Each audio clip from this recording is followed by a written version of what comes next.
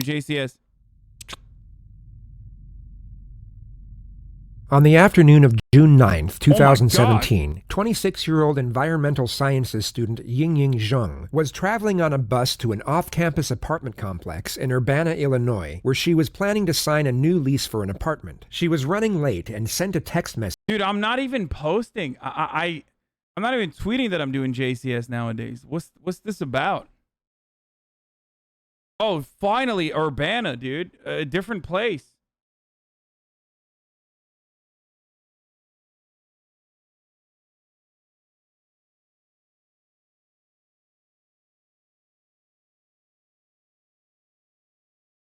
Finally, not Canada. This is my hometown, yo.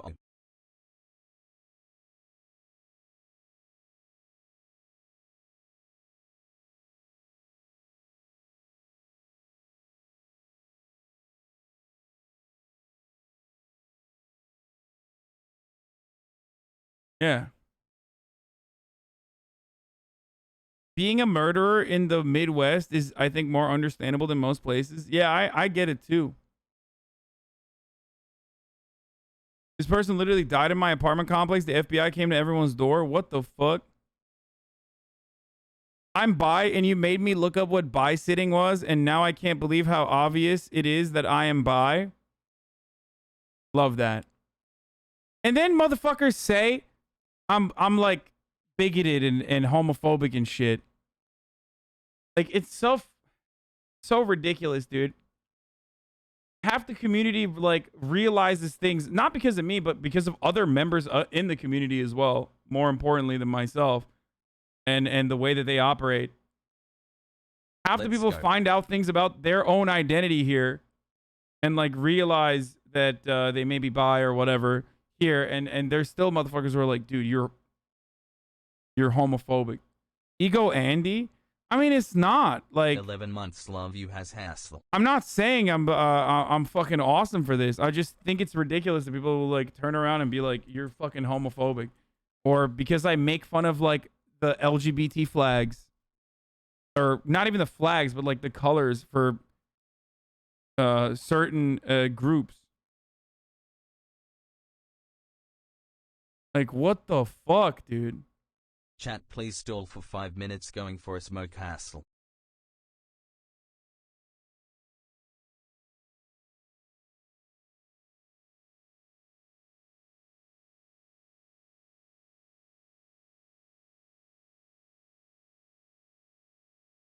Bi sitting is a stereotype that comes from a place of acceptance and not hatred. Yeah, well, fucking clearly I'm not like shitting on LGBT people and their existence when I fucking shit on the color schemes. Love you, Has. Flags need some color theory and design concepts. Where are the dragons and shit?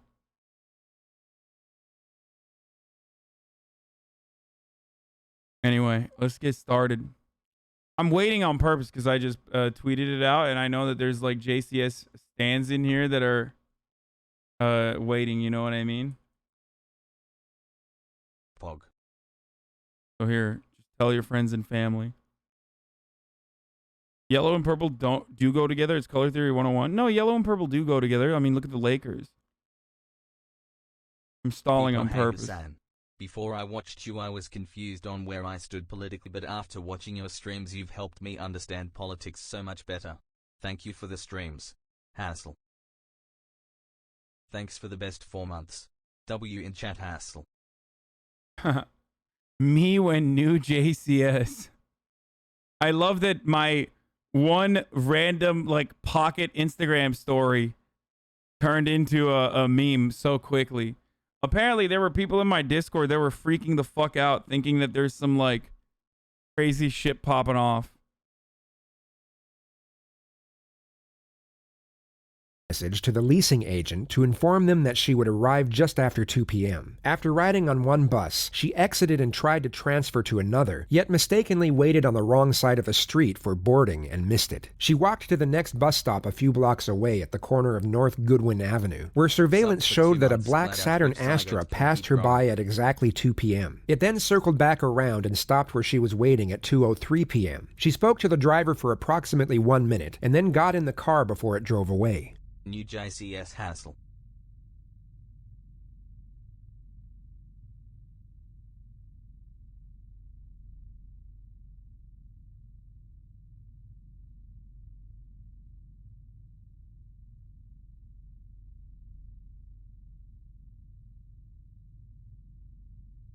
The leasing agent sent her a text message at approximately 2:38, but received no reply. As the hours passed, Zheng's friends, aware of her errand and expecting her to return quickly, grew increasingly worried, and a missing persons report was filed to police at exactly 9:24 p.m. that night. The University of Illinois helped coordinate search efforts on Bro, that dude looks like someone I know, I feel like. That's so and crazy. around campus. He has a very familiar face. Yin Ying's family flew into the U.S., and a reward of $50,000 was offered for information leading to her whereabouts, but the local authorities received no leads. It was on the 12th of June, however, when the FBI discovered the surveillance footage capturing Yin Ying's last known location. They were unable to discern the license plate number of the vehicle from the footage, yet they were able to determine that there were 18 four-door Saturn Astras registered to owners in the state of Illinois. One of the owners was 27-year-old Brendt Allen Christensen, a PhD student at the University of Illinois who had graduated with a master's degree in physics and who had been married for 4 years to his high school sweetheart, Michelle Zortman. Investigators interviewed him on June 12th and inspected This is what I'm saying. This dude looks like someone I feel like I know. his car. When questioned, he reportedly claimed that he did not remember what he was doing at the time of Yin Ying's disappearance, but also stated he was most likely sleeping or playing video games. The police took his contact I'm from info. Champaign and was there during all this. I sold him alcohol at a liquor store literally 2 days before this happened.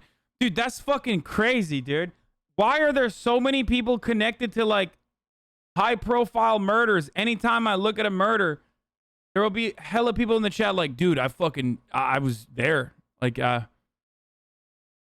information, and he was released after just a 9-minute interview and a 5-minute inspection of his vehicle. 2 days later, upon reviewing the surveillance footage, investigators observed that the car's sunroof was similar to that of Christensen's, but more notably that the vehicle in the surveillance had a cracked hubcap, as did the vehicle of Christensen, and who at that moment became the prime suspect. He was called in by police in the late hours of Wednesday night, June 14th, requesting that he come in to discuss what they stated was an important matter regarding Yin Ying's disappearance. Christensen agreed, and an FBI investigator picked him up from his home and drove him to the Champaign Police Department at around 12 a.m. 24, I'm trying to think. I bet the 24 hours. Yeah, and I assume you guys came at midnight that this is a priority, so I assume that it got too fast. Yeah. Okay. Wow, let's change it a little. Like I said, your home. My name is Anthony Manganero. I'm especially with the FBI. I'm assigned here in Champaign. And then this is dude, we got an Italian detective. Finally, some representation. Eric. Yeah, Detective Eric Stuyvesant. Detective with University Police. Okay. We are investigating the disappearance of Ms. Yin Ying. Because we are in my offices and it's late at night, I'm going to read you your advice of rights, okay? Again, this is a voluntary interview, so at any time you're done, we'll drive you back home. That's the end of it. You're gonna drive him back home. You spoke with my colleague Joel. I've briefly been able to talk to him. We've been kind of running all over the state. So if you can kind of... How do we know he's Italian? He said his name is Anthony Manganero. What could that be? Give me a recap of what you told him. I would appreciate it. Our investigation, as I'm sure Joel probably told you, is the disappearance of this woman, this young lady, and the most viable tip that we had referred to a black Saturn Astra. So That's why he came and talked to you Yeah. the other day. Do you remember what you told him? And I'm not going to hold you to it if there are certain details you forget. So they came. The suspect had just been read his rights and essentially made aware that he is now a suspect, yet instead of confronting the situation and demanding why he is being put in such an uncomfortable position at such a late hour, he calmly accepts and responds in a non-adversarial manner. Imagine yourself in his position. You have nothing to do with this young woman's disappearance, yet you are being hassled and even accused by police in a passive yet blatant fashion. You would most likely demand to know exactly why you were being questioned in such a manner, and exhibit some form of protest or objection at the current circumstances. They were just checking out all of the Saturnasters in the area. I know it's a pretty rare car, so probably a short list. Yeah. He asked where my wife and I were during, I think it was 2 to 3 on Friday. And I mean, I graduated a couple weeks ago, so I'm looking for jobs right now. So, Okay. I mean, I was either playing video games on my computer or taking an afternoon nap. So, I was unable to produce an alibi. I looked into certain things to try and see if I could get some kind of info for an alibi. I sent some texts around that time, but none exactly between 2 and 3. What the fuck? Bro. Hey, we know he doesn't have a PhD in murder. Why would you say this, dude? Immediately. That's like the automatic self-report of all self-reports, dude. We are 5 minutes into an interview where he's basically like, yeah, of course, immediately. I started looking for alibis via text message.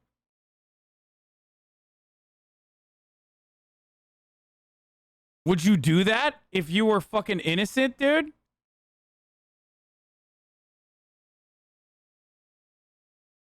Yes? Bro, you would not immediately assume that they think you're the suspect and looked for fucking alibis, dude. Just because they're calling you in for a thing that you haven't done.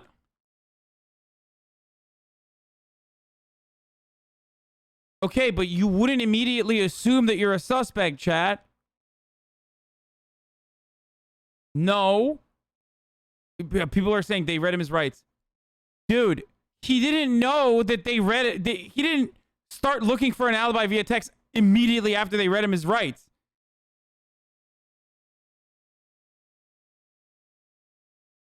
Stated that he was looking for texts that he may have sent during the time in question for the purpose of producing an alibi. Yet he was clearly unaware that police would later confirm that he was not playing video games at any point during the day in question either. Even when offline, digital forensics are able to uncover the exact time a game was played and how long it was played for, which is far easier to determine on a computer than it is on a video game. I know innocent people that need an alibi too. I would just be like, dude, this is fucking ridiculous. Like,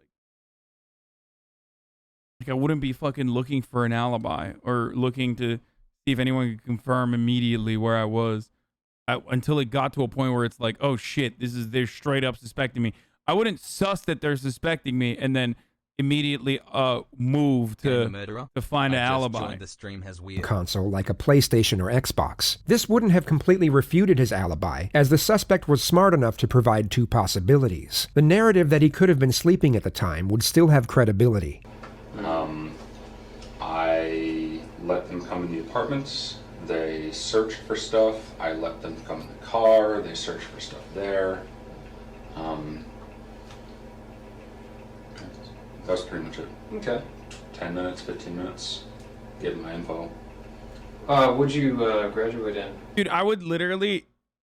Chat's like, would you let chat be your alibi? Dog, I would never be able to do a murder, okay? Aside from, like, the morality of it, obviously, I would just never be able to get away with it. I'm always live, dude. Every single thing I do is monitored by, like, thousands of freaks in the Discord and also here in the chat. I love it, but also at the same time, you know, you can't really get away with... suspicious activity. We see you on late night Twitter horny. See, this is what I mean. This is what I fucking mean. I will like something on Twitter and immediately it's like a wall of Haas mods.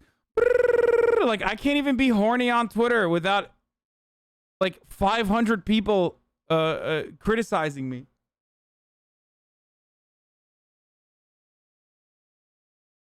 If you're more than an hour late offline or start putting your face on milk cartons and shit. Yeah, literally. Like, oh, he's probably dead. Oh, shit. He got kidnapped, dude. Oh, fuck. He's not live at 11:05. Oh, no. He's literally kidnapped. Master's in physics. In physics? Yes. Wow, that's way smarter than me. Thanks. I'm assuming that's over at the U of I there? Yes. Okay. You said your wife was out of town. Yes. The guys mentioned something about Wisconsin. Correct. Is that correct? That's correct. Okay. You guys are originally from there, or is Yes. that okay? Do you know what days Just she got was here is it in time to show Wisconsin? my parasocial side, Cassie? Like late Thursday night, early Friday morning until Sunday evening. You mentioned that you thought you possibly sent text messages between, the hours of 2 or 3, so you weren't able to find any. That's correct. Do you recall any text messages you sent that day, or like were there? Oh yeah, there were one. times? I actually left. Well, I didn't. They didn't look through the phone, but I was showing them texts on my phone. Okay. Like someone sent me a text at like 1:30. I responded at like 3:45 or something Okay. like that. So I feel like he's adding something like that as a sentence modifier. But it feels like he knows. Murder time has pog. He feels like he's very certain about these time frames, I wouldn't remember any of this shit. there are texts around it. Yeah, but maybe not. Not exactly that between specific. 2 and 3, and that's why I think I was probably lying down and sleeping, just because, like, especially now, I'll typically do stuff in the morning, look for jobs, apply to a few, and, like, I'd like to sleep, wake up, respond. It definitely fits. Okay. Was that kind of pattern of kind of looking for jobs, kind of having a little relaxation after graduation, was that typical of the entire week prior? Looking for unfamiliar patterns in both the suspect and the missing person's behavior is routine procedure in a missing persons investigation. The question is posed to the suspect in a delusive manner, as anything he says at this point will not be taken at face value. The investigators will be relying solely on forensics and witness statements to determine any shifts in behavioral patterns during the week in question. Yeah, pretty much. Okay. Yeah. It's, Do you remember specifically if you sent any applications out online or if you visited any places on Friday. throughout the week? Throughout the week? I haven't had any in-person interviews. I had a phone interview on Thursday. And... Anything on Friday? Okay. Do you have any questions for me before...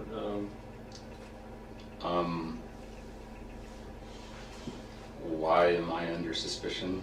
Is it just my car, or is there anything else? I mean, that's, a large portion. It is a very unique car. Like I said, our search warrant is just You for have the a murder car, addiction. so we can, Yeah.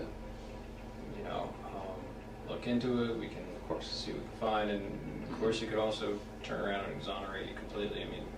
We're talking about a very rare car. Yeah. So, The suspect cannot be detained at this moment and has just showed the first sign of contention. The first direct confrontation is yet to take place, and detectives will always plan for it to be initiated by them. For this reason, the lead investigator switches the suspect's focus to a less confrontational matter in order to put him at ease before the first confrontation begins. The detectives want to induce anxiety in the suspect, but it needs to be done at the right time to have the most advantageous effect. how long were you at the U of I? Did you do undergrad there as well? No, I did my undergrad at UW-Madison. Okay. And I came here in 2013. Okay. I was initially in the PhD program, but decided I didn't want a PhD, so I just kind of left with the master's. Got it. Not a doctor, chat. I like the campus. It's all right. Not too bad. It's all right. Do you meet your wife there? Or? No, we actually grew up in the same hometown, didn't really know each other until end of high school. So we both moved to Madison when I went to undergrad and then moved here. Cool. Do you have any questions, sir? Hagman. Yeah, the when we were talking about Friday. Yeah, this guy's taking a back seat. They're not even doing the good cop, bad cop technique here. He's just like, they're doing the good cop, hog cop. He's just kind of sitting back. Question on the night. Can you remember? You said you played video games all day on Friday. Yeah. Is it just between the time period that he's asking about, or just literally all day? Literally all day. At the moment, not really hanging out with too many people or talking to too many people. My wife and the girl I talked to, she was busy. My wife was out of town, so it's like, well, I'm alone today. So, yeah. It's just You kind didn't of go cruising campus or anything? I did on Saturday, but I mean, getting a little stir crazy, just decided to go out for a drive on Saturday. But Did you go out to eat or anything? Go any places? No, I didn't go out to eat. Whenever two investigators are conducting an interrogation, they will always decide which one of them will be initiating the confrontation beforehand. Experienced investigators are often Damn, I was wrong. familiar enough with nonverbal cues that even a slight pause or look will be enough to signal the start of the encounter. Let's go, boys. Good cop, back on time. Look, you know. The hog cop, as you noticed, has changed his stance from a vertical one to a stance that is ready for confrontation. You can tell that he's ready to initiate. Know that we didn't bring you all the way up here to talk about video games and what you had for lunch that My day. Bezos fucks you up.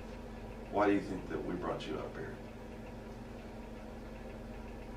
Because the car I own was seen picking up a girl that's missing. The confrontation is initiated in the form of a question, and a suspect is put on the spot. Instead of responding to the confrontation with a confrontation of his own, which is a common reaction for a truthful subject, he tries to give a justifiable reason as to why he is being questioned without acknowledging the severity of that same element. He's trying to avoid the confrontation. Yeah. So who was driving that car other than you on Friday night? On Friday the 9th. You're driving your car on the 9th, weren't you? Does anybody else have access to that car? No one has access to that car. Okay. So how many sets of keys do we have that car? 2. And where were they on the Friday? One. I would have had one. My wife would have had one. And hers were in Wisconsin, right? Yeah. And what do you keep on that keychain? You keep both sets of keys, right? One for the Camaro, or do you have separate sets? I have one keychain, but sometimes I take the Camaro keys off of it. So. Now let's talk specifically about Friday. Okay.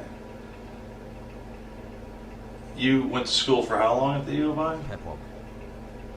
Since 2013. Since 2013. Yeah, so you're very familiar with our campus. Not really. I never really talked to anyone. So you're kind of a loner? Here is an example of an officer using the going horizontal technique. But specifically on that day, okay, when you originally told the agents that came to your apartment that you just played video games all day long, and you didn't leave the apartment. yeah. But it's fair to say that we know that that's not true, correct? Why would I? What? 9 months. Happy birthday Wait, to our sub baby Hasan. That was the big whammy, dude? It's fair to say that we know that that's not correct, and I mean, you're just basically just saying, yeah, that's your alibi, but we don't believe it. I mean, Maybe there's some misunderstanding why we're here, because like I said, we're not just looking for a needle The sand will in never a cease, haystack. so I wanted I'm to sorry, let me take that back. myself. We are looking for a needle in a haystack. yeah. But my point is, you're making it sound like we just randomly came across your vehicle of the 1,400 Astros that are in the state of Illinois. I have So, seen video. so what would have happened that day that brings us to you? Probably that I live in Champaign. The suspect once again refuses to acknowledge the severity of the confrontation and offers a justifiable reason as to why he is being questioned in such a manner. I mean, I've been He's low-key doing all right. This is Champaign University Police. Kidnapping plus homicide doesn't come by every day. in Astro. So, Okay. No, well,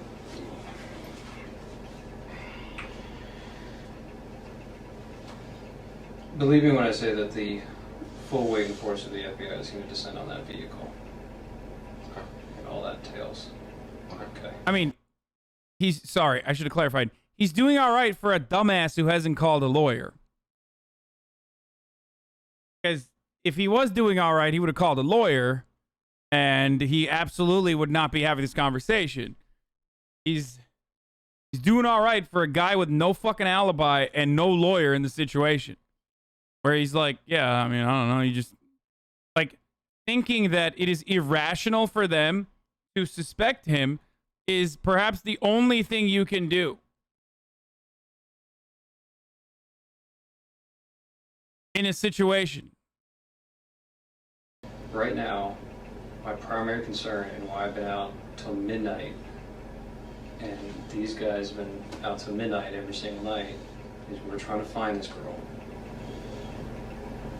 It's raining outside, it's nasty. She's a foreign student who's only been here for a few weeks. I want to find her.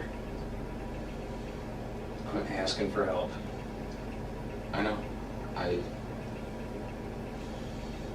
mean, I've got her getting into your car. I need to know why.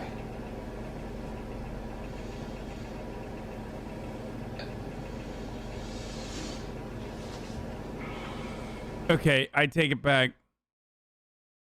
That's not very good. This is called the technique, where you just don't have a response, so you just go like this. That's fucking terrible. He should have immediately been like, it's not my car. Unless someone stole it. Not my fucking car. And then suspiciously brought it back or something. I was playing video games.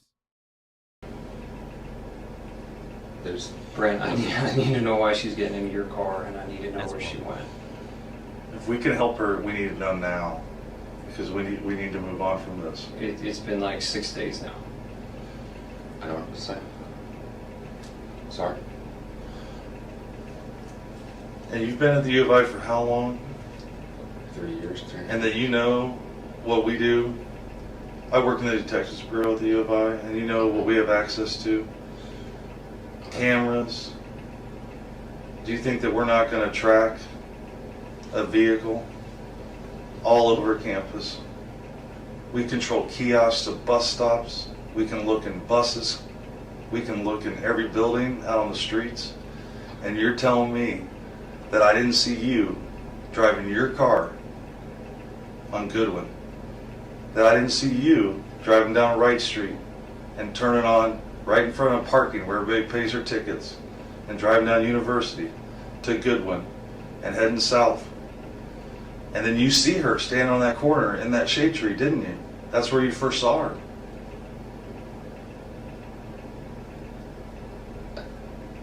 And then you turned on Clark. And we still have cameras. I've seen the videos. I didn't see me. You've seen what we've allowed you to see. Can I see this stuff that you're talking about? Do you think that we brought you up? Oh, dude, criminals always do this. Bro, murderers literally always do this. It's such a, like, normally I would consider it to be weird, but it's so fucking consistent with every murderer that literally goes, "Can I see the evidence?" It's like, what are you gonna do, bro? What are you gonna do? You're gonna fucking see the evidence and be like, you're gonna debate your way out of it and be like, "Oh, actually, that's not me." Like, why would they give you that information right now? When a big part of what they're trying to do is catch you in a Have fucking you lie. promoted your Verge article yet? Like, do you think they're gonna assume, oh yeah, oh, here you go. Oh, wow, that is me. Oops. Like, is that why? Is that why any fucking detective would do that? Up here to show you video. We want to understand why you did it. Yeah. We want to understand why you stopped her to pick her up. He's trying to call the bluff if they are. It's not even a bluff half the fucking time. And it literally doesn't matter, even if it's a bluff or not. Like, they're not going to give you that shit. Every single murderer always like, can I see it? Can I see the evidence? Like, why? How would that be an advantageous position for the detectives in this situation? Was it to give her a ride? Are you afraid to tell us that you gave her a ride? Maybe you wanted to make a couple bucks as an Uber driver, and she told you I had to go sign a lease at 1 North, and you're like, oh, I know where that's at. I'll drop you off. If you're afraid to tell us that you gave her a ride someplace, we can work with you there. A familiar technique that has Dude, they always do this. It's like, come on, yeah, like we have the evidence. Just tell us, just give us like a shit alibi, dude. Just go back on your previous statement, and so we can fucking lock you up. They always do this, and I feel like if you're innocent and you've given a fake testimony, you are so fucked. Like, you're going to jail. has no official name but is widely recognized and routinely put into practice. The detective is essentially trying to get one foot in the door by aiming for a lower level of You're not JCS. Stop trying to analyze the situation. Are you dumb? Are you stupid? I'm literally a streamer. You can watch this video on your own, you fucking idiot. Also, JCS isn't some, like, profound, brilliant criminal analysis. Like, he's just some guy, too. initial admittance. He is aware the suspect is unlikely to provide an outright confession, but more likely to at least acknowledge that he was driving the car that picked up the victim, and even more likely to do so when afforded an exit strategy. He is also given a justification as to why he has been reluctant to divulge this information up to this point. You will now see the suspect start to physically shake as his mind races back and forth as to whether to take the bait or not. But I know that you picked her up. I know you did. I saw you in your shirt, arms fully extended.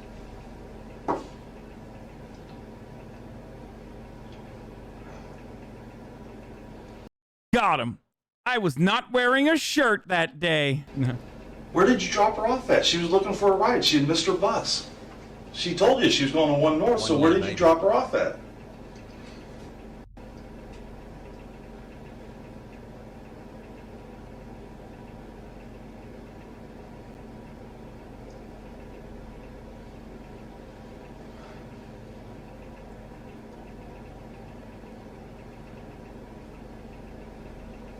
I got the horses in the back. Oh, no.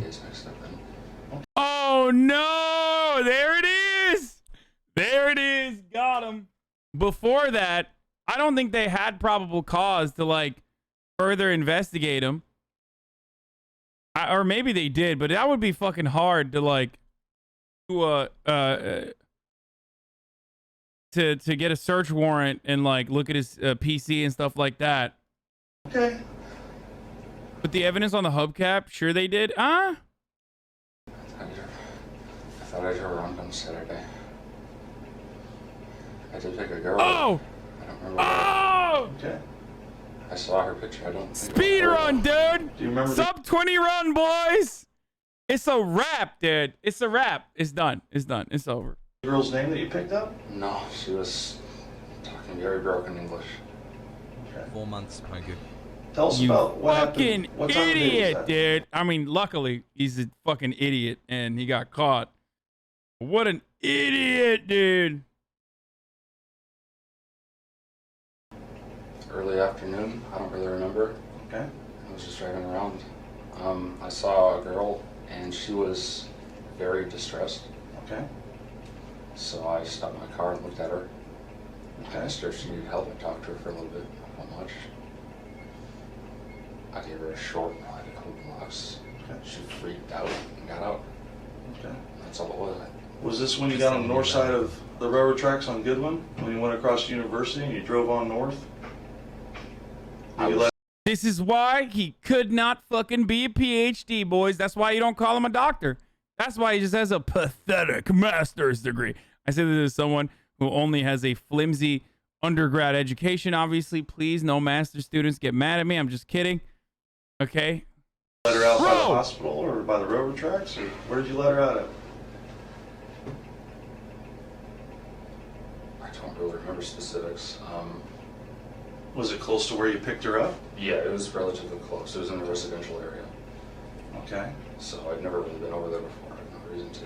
Okay. I mean, Oh, man. When you say she freaked out, what did she do? Did she start throwing things at you? Did she scratch you? It looks like you have a scratch on your right bicep there. Is that from... Ooh!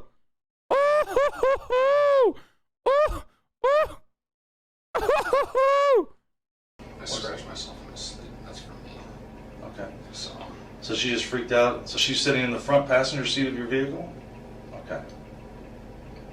Has anybody else sat in that front passenger seat since she got out of the car?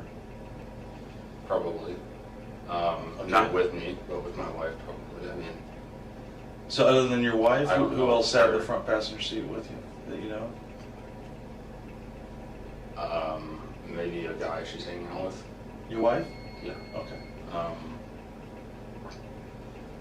don't know. I don't think it was her. And if it's her. her, not again. Okay. I want to find this girl because I know she's alone and scared out there, and we don't Yeah. have any contact with her. So you said you picked her up. Yeah. You went a couple blocks away into a residential area. Do you remember if you went north? I went north for sure. Okay. I mean, I know my criminal directions. Yeah. Okay. So you went So north. that was relatively close to Loomis. So All right. To where? it was relatively close to Loomis. I'm somewhat Loomis? familiar with that Okay. area. And she said something like turn left after a couple blocks. Maybe she said something else because that's really when she started freaking out. And she wanted to get out of the car, get out, try pulling the door. It's locked because the car auto locks. Mm-hmm. I'm locked, she got out. Does it? Where were the streets at? Do you remember? No, I don't remember. Do you remember what she was wearing? No, I don't. What was her ethnicity? You said she had trouble speaking English. What was She was her- Asian. She was Asian. She was Asian. Okay. Um, What do you think? How old do you think she was? Do you think she was a grad student, undergrad? Was she my somebody? guess was about 20. Okay. My guess was about 20. Her hair length-ish, kind of here. I have trouble telling Asian people apart from one another. And he's racist, dude. We got him. Lock him up at least for the racism. Do it. Sorry. Well, you would remember. Do it. Lost fire.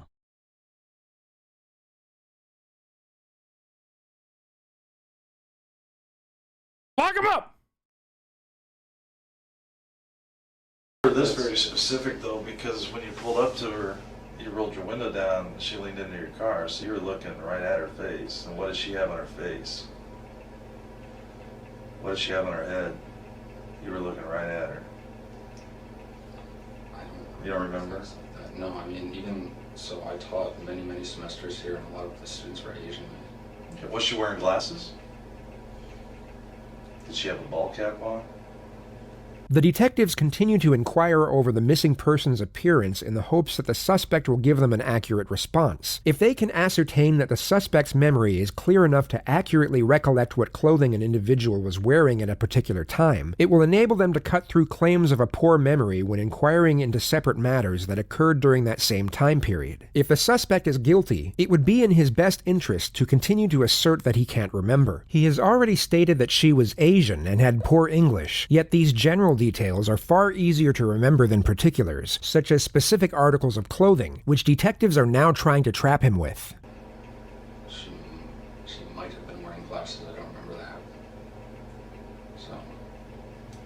What did she tell you whenever you rolled down the window and you were chatting with her?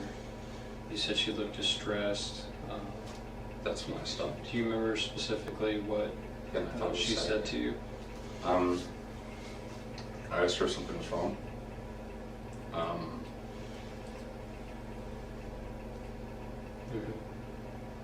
What'd she say to that? She said, I'm late, I need to get somewhere, or something like this. I was not exactly out of it, but just kind of like, oh, I'm going to help this random person, so I'm kind of in a weird mood in the first place. So she said she was running late for something? Yeah. And I was like, oh, okay, well, can you ride? Because again, I was just driving around. So. Did she say where she was trying to get to? You mentioned showing me the phone with the map. She said she had a meeting with her professor. When I told her my name, she didn't really hear it, so I had to say it again a few times. Her English was really bad. Maybe I wasn't speaking properly either. Yeah, I mean, we really didn't talk about much. There really wasn't much said. Just, she looked freaked out, so I took her to ride. So how long do you think that she was in your car for? Less than 5 minutes. Not long Less at than all. 5 minutes. Not long at all. There's just a few blocks, and I apparently took a wrong turn compared to what she said, and that was enough to spook her. I don't know. So when you crossed the railroad tracks, did you turn to the left or to the right? I don't remember railroad tracks. So you said you kicked her out of the car in a residential neighborhood. She got out of the car, I did. Oh, she got out of the car? She wanted to get out. Like, that's why I let her out. Okay, she was freaking out. Yeah. Okay. And she was saying things that you didn't understand. Because you, she thought you took a wrong turn. Yeah, and something was up, I don't know, something like that. So, yeah. When she tried to open the door, but again, it was locked because my car auto locks. Obviously wanted to get out. I'm not going to keep someone I barely know in my car who just want to be in there. I don't know the girl. So I let her out. That was the last I saw her. Really? All right. I mean, I would have told us earlier, but I mean, I thought it was Saturday.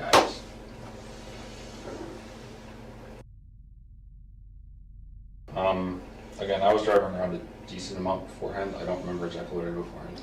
Yeah, you were definitely driving all over campus, and you were by yourself, and you weren't playing video games all day. So why would you tell us that? Why would you tell the FBI that comes to your house that you were Saturday? I don't. We didn't accept the days. I mean, I thought I was doing it Saturday. So what did you think that those two agents were at your house talking to you about when they came over? Friday. That's why. I mean, Friday is a day, or Friday, or they're there to ask you if you picked up an Asian female and gave her a ride? about Friday. I mean, they were asking me about Friday between 2 and 3. So I told them. I mean, maybe I got my days mixed up. You know, I said a little bit ago. I thought I was doing this Saturday. But you didn't bother to tell them, oh, I didn't. I played video games all day Friday, detective, but I actually did pick up a female on Saturday. You didn't feel the need to give them that information?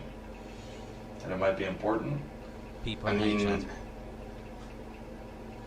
The lead investigator makes the mistake of interrupting the suspect during a direct confrontation. He is understandably getting impatient, and is at this moment more focused on gathering pretext for cross-examination at a later stage. Alright, so you go northbound through University. Where do you go next? Do you remember? I turned left, so it looks like I did go past University. I'm going to ask a personal question. Don't take it the wrong way.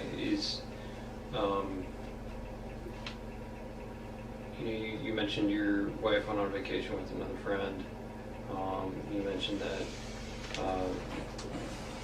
there's another guy she hangs out with. You mentioned there was another girl you hang out with. Do you guys have We're in an fairly open open relationship? Okay. Yeah, I have a girlfriend. She has a boyfriend as well. Okay.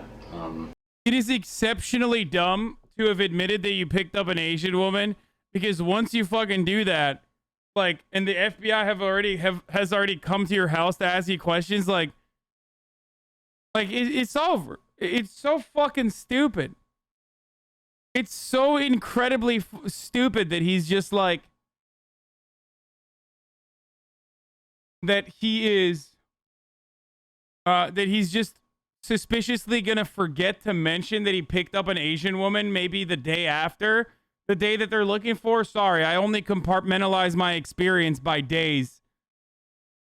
If it's not literally on the exact day that you're asking me for a question, then yeah, I'm just not going to bring it up and not remember it. Yeah, good shit. Some kind of strain between us as well, in an unrelated way. Because it's not just the open relationship, it's just a strain.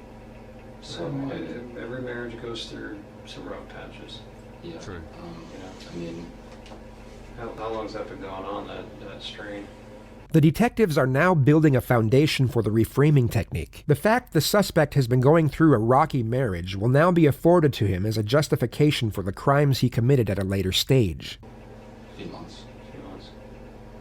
I mean,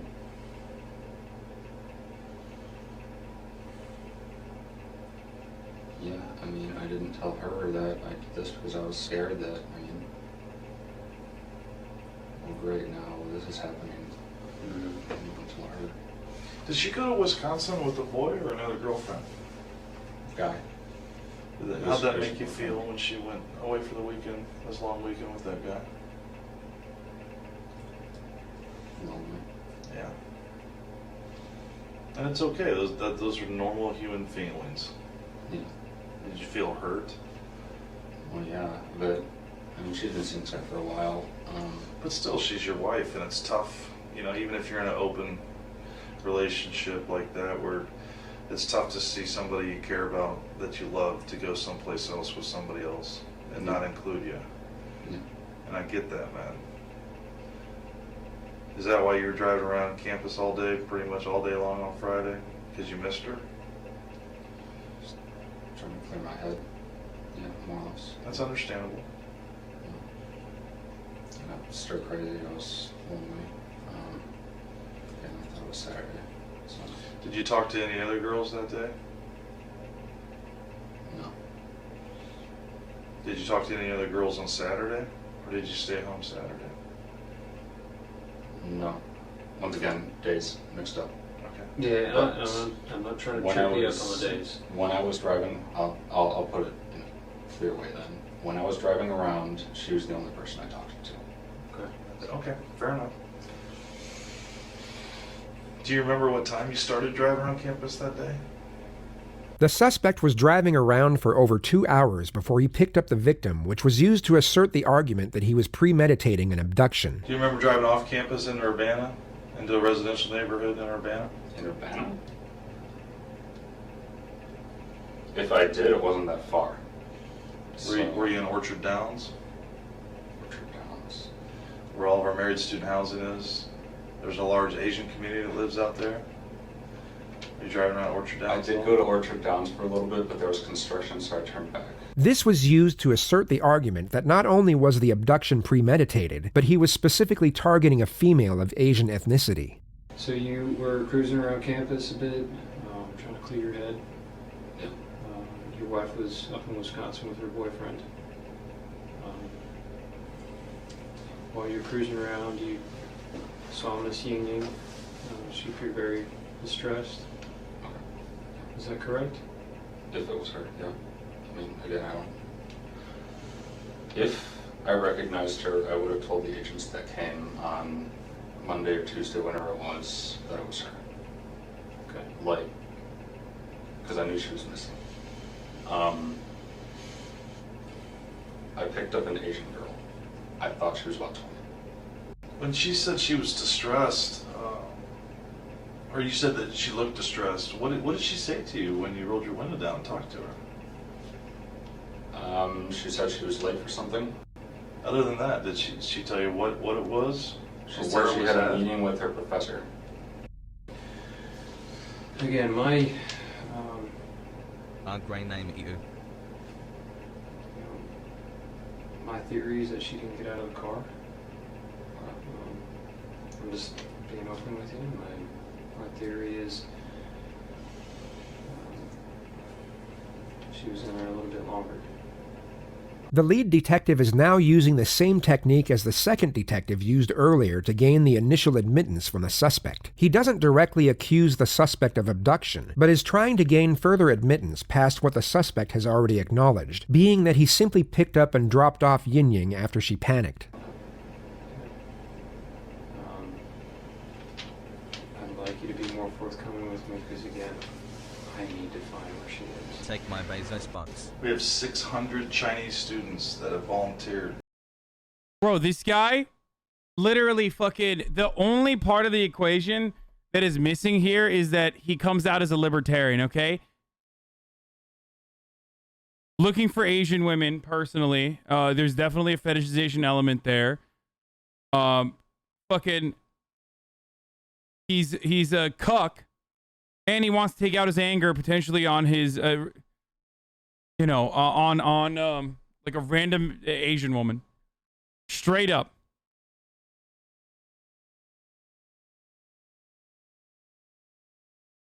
Makes sense. Kind of like this ad break at the top of the hour.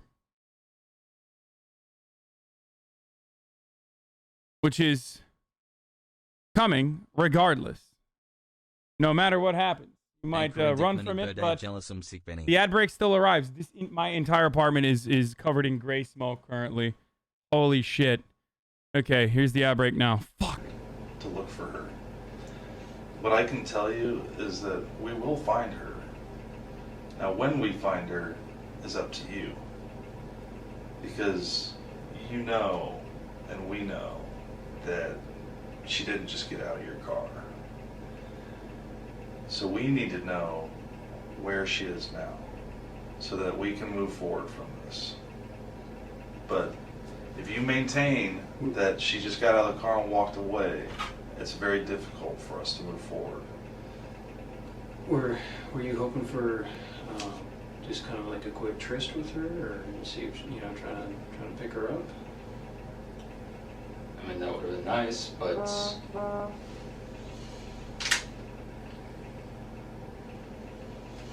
Do you have, I'm going to ask you a weird question, and a lot of us have fetishes.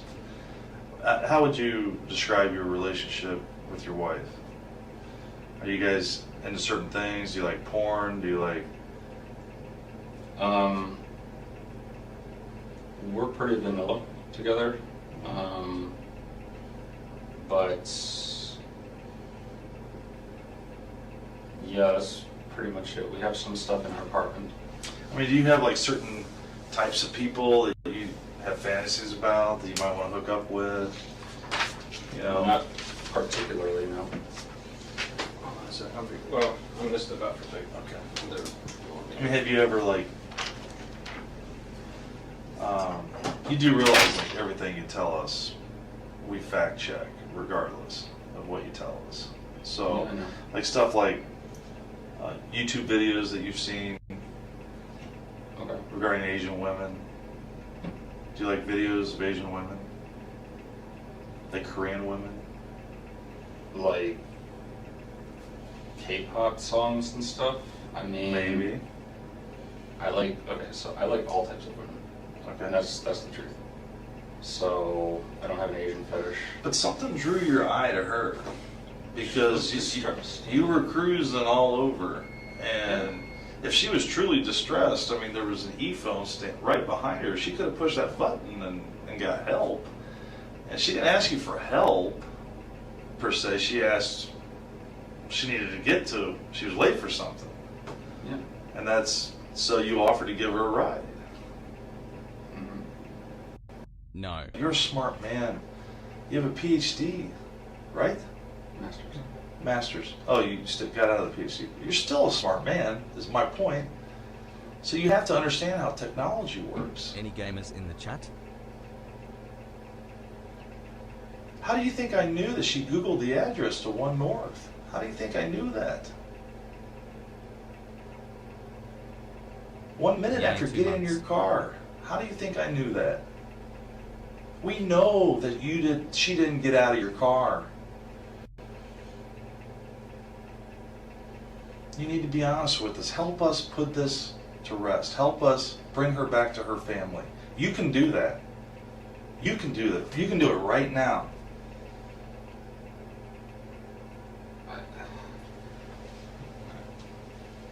I understand if you've had dark thoughts. I understand if you've been depressed. I understand if you've been drinking too much at times. I understand if you've had sadistic thoughts, wondered what it would be like to commit an act of violence. I know that temptation is out there. I need to find her. I know she got in your car. Take my filthy Bezos money. You've been depressed. Your wife just left to go on a vacation with another man. You see her, she gets in.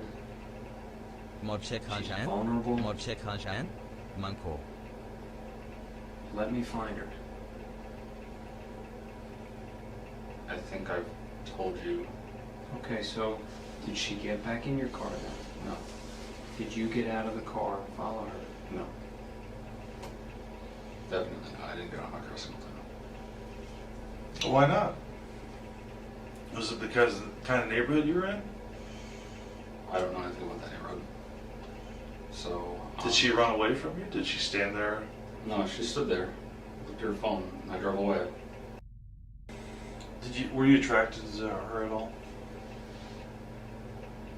Reasonable amount. I mean, she's a good-looking girl.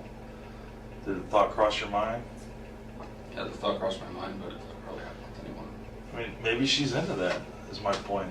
And I'm not judging you if she got in your car and she wanted to go to another location. You guys have some fun, roll around, have sex, consensual sex. Something happens. You panic. Is that a possibility? You sure? Yeah, I'm sure. So you're telling me you never had sex with her? I never had sex with her. Never penetrated her with your fingers? Any parts of her body? With your penis? No. With your fingers? No. Never had sex. Did you kiss her? No.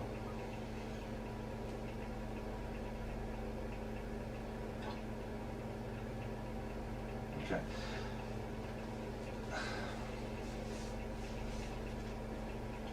Are you afraid to tell me if you did? Because it seems like you're trying to think instead of just answer the question. You're trying to think about 3 steps forward, like where I'm going with it. And I think I've demonstrated enough. I've shared enough with you that you know that I know that you didn't drop her off in that neighborhood. You know that we can follow her phone.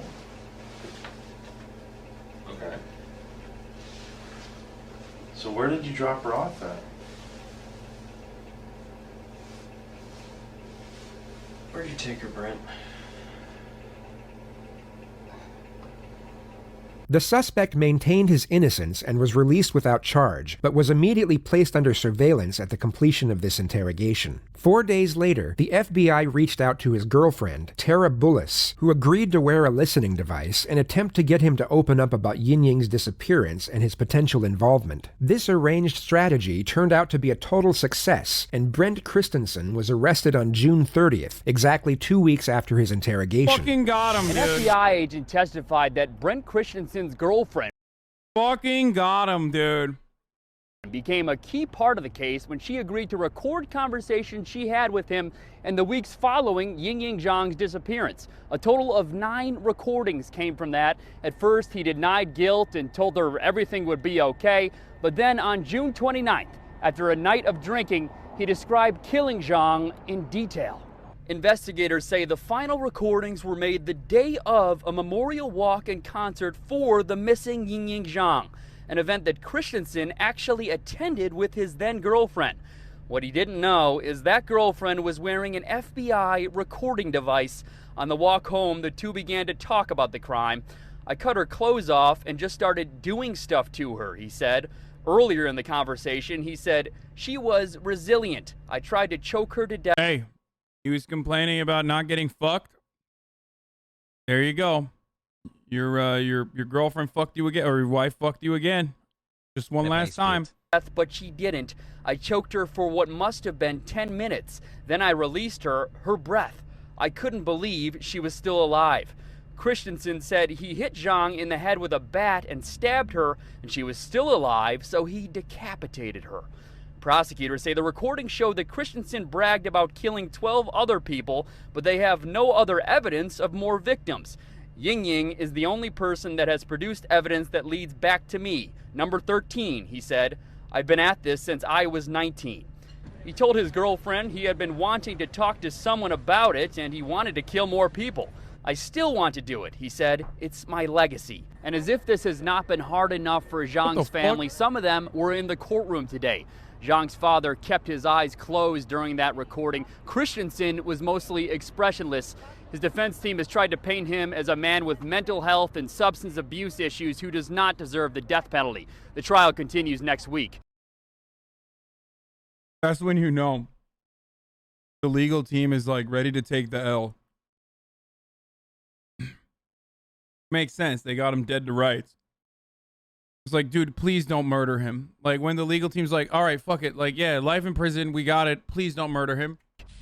It's a step toward justice for Ying Zhang. The man who kidnapped and killed her is guilty. Good evening. I'm Paul Cicchini. And I'm Jennifer Roscoe. A jury took less than 2 hours to convict Brendt Christensen of abducting and killing Zhang and lying to the FBI about it. She was last seen June 9th, 2017, getting into his black Saturn Astra on the U of I campus. Christensen faces either life in prison or the death penalty. Brendt Christensen, the convicted killer of Chinese scholar Ying Zhang, will spend the rest of his life in prison because a federal jury couldn't decide if he should be sentenced to die. The judge certainly didn't mince words in his final statements. CBS 2's Tara Molina is live in the newsroom with more on that decision tonight. Tara. Erica and Brad, this is the same jury that found Christensen guilty of kidnapping and killing Zhang. They couldn't come to a unanimous decision on the death penalty, and the judge certainly didn't mince his words. In his final statements to Christensen, he said, quote, "The mercy extended to you by this jury is a testament to their humanity, not your character." Brendt Christensen is currently serving his sentence at the maximum security Statesville Correctional Center in Illinois. Despite the FBI recordings, he maintains his innocence to this day. The body of Ying Zhang is yet to be recovered. What? What a fucking piece of shit.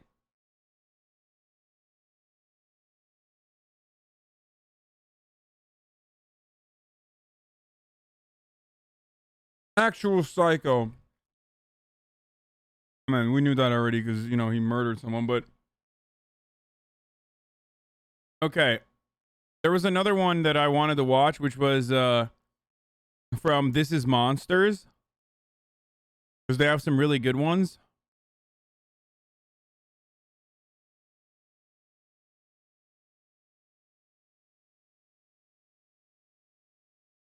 It's reported that he like completely dismembered her and spread her remains among like 3 landfills. Watch the Ryan Waller interrogation on YouTube by the Waller family next.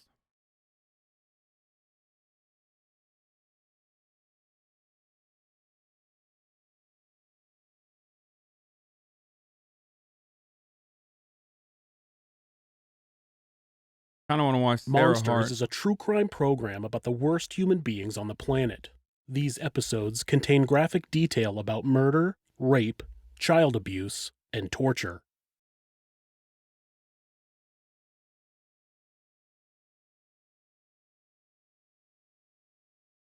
Okay, trigger warning is given.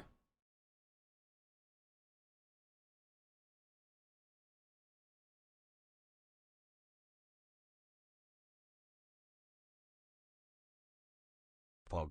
Tweet it, please. I already tweeted it earlier. Lycra TV, chill the fuck out. And the trigger warnings are here already. Please turn back while you still can. Viewer discretion is advised.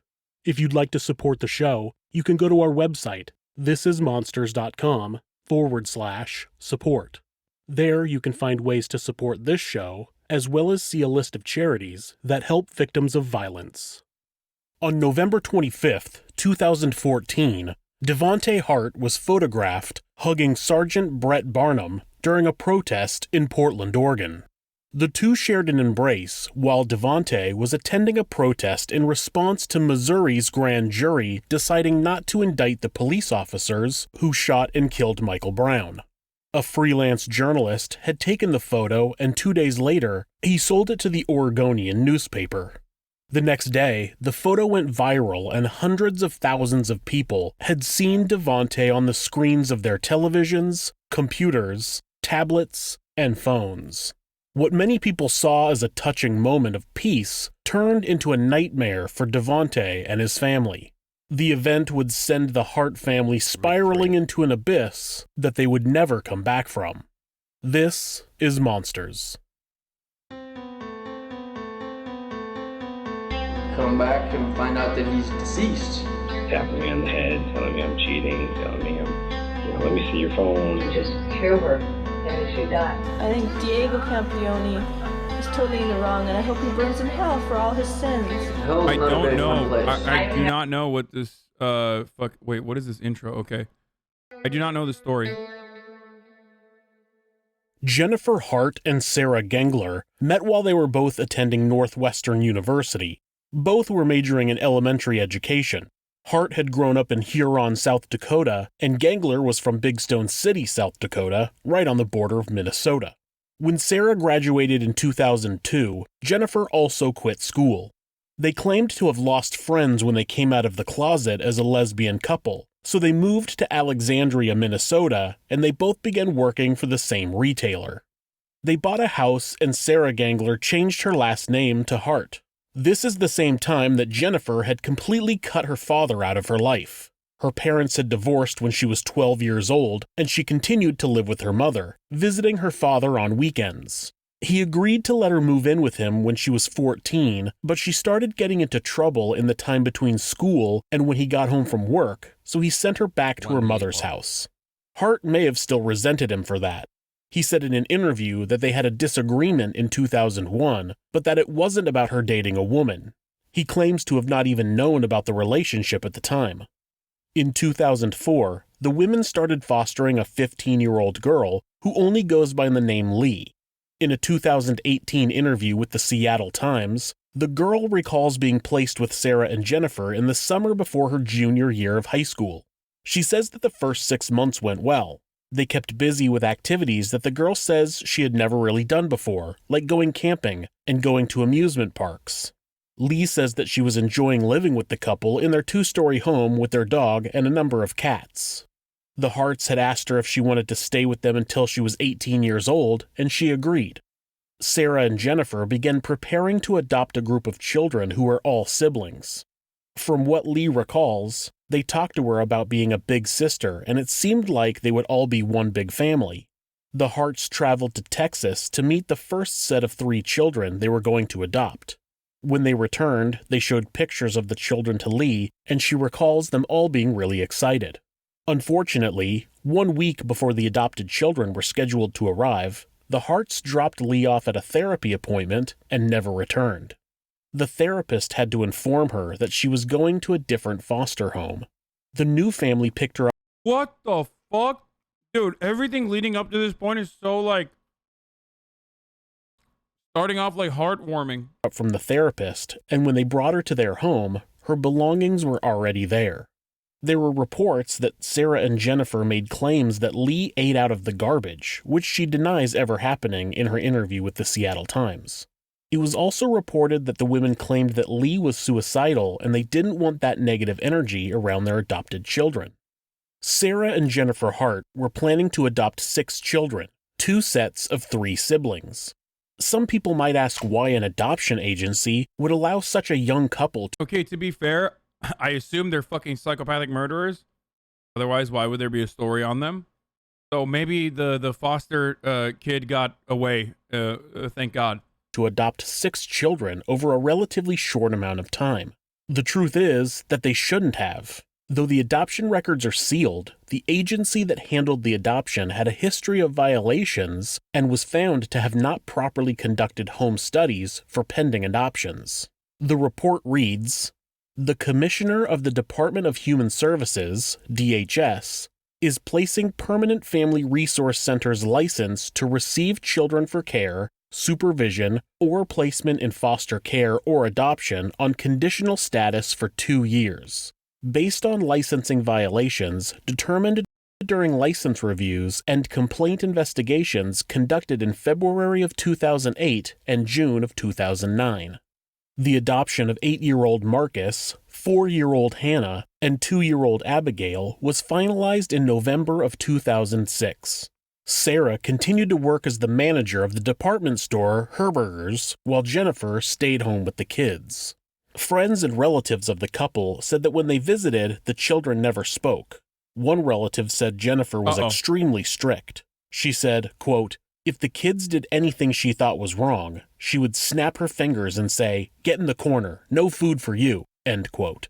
The same relative said anyone who questioned her parenting would be cut off. She said, quote, "Jen wouldn't have anything to do with you if you disagreed with her," end quote. The next 3 children, 5-year-old Devonte, 4-year-old Jeremiah, and 3-year-old Sierra, were adopted in June of 2008. That's abuse. That is through and through abuse. It was only one small mistake that changed the course of the 3 children's lives forever. Sherry Davis and Clarence Celestine lost custody of their children due to drug use and neglect. Priscilla Celestine was Jeremiah and Sierra's aunt. She had petitioned to gain custody of all 3 children in 2007. She was an excellent candidate to become the children's new guardian. She was a family member, she had a good job, she moved into a bigger home, and she had no criminal record. The 3 children, plus another sibling who didn't get adopted by the Harts, lived with their aunt for about 6 months with no issues. But when Priscilla's employer called her and asked her to work an extra shift, she agreed and had Sherry come to her home and watch the kids. When a social worker made a surprise visit to the home and found the children in the care of their biological mother, they immediately removed them from the home. Priscilla and her lawyer fought to retain custody of the children, but it was no... Good job, Child Protective Services. Just resubbed for 6 months. Lib summer. No use. The state quickly found the 3 children a new adoptive family. The other sibling was placed in a psychiatric facility. The Texas Department of Family and Protective Services won't comment on the case. In 2008, a teacher questioned Hannah. Come on, bro, they're just doing this is what they gotta do. About bruises she had on her left arm. Hannah told the teacher that she had been hit with a belt by Jennifer. Within months, all of the children were withdrawn from school for the remainder of the year. No charges were ever filed about the abuse. It seems like a majority of the stories I tell about child abuse and filicide include the parents removing the children from school after a couple of reports of bruises. You'd think that that would be a gigantic red flag, but apparently schools and CPS agencies don't seem to view that activity as suspicious. Wait, this is like, they're still under the custody of the lesbian couple, right? Under the In custody 2009, Sarah, Jennifer, and all of the children went to Connecticut, where the couple officially married. In March of that year, the Harts sent an email to family members. Yeah, I wonder what it was that that made them magically think like, oh, they're just probably doing normal homeschooling and not getting fucking ritually abused. Announcing that they were upper middle class white ladies, chat. That's the point. That's what I'm saying. They were planning to expand their family even further. It turned out that Sarah was attempting to get pregnant. In the email, Jennifer wrote, quote, "After 10 years of talking about this, we have decided on a donor. This month will be the first time she will have done the actual procedure. It's kind of nerve-wracking," end quote. In July, Jennifer sent another email claiming that the baby didn't make it. How could a young couple raise 6 kids and pay for in vitro fertilization on a single salary? It turns out they were receiving between $400 and $500 per month per adopted child, plus social... There it is. Just like the Oklahoma case that we saw. Remember the 2 from the same channel, the two Minecraft kids that went and murdered their whole family, and you were like wondering why there was 6 siblings? Well, it's because the government was giving them money, and the family reportedly wanted to do that. Oh my God, they're wearing fucking Bernie shirts. Oh, Jesus Christ. Oh, I didn't notice that until just now. Social security benefits for 2 of the boys. This made up a large portion of their income, and some believed it was the motivation for their hasty adoptions. In 2010, Abigail told a teacher that she had owies on her back and stomach. According to Abigail, Sarah and Jennifer had found a penny in her possession and believed that she had stolen it. They held her head under cold water while hitting her.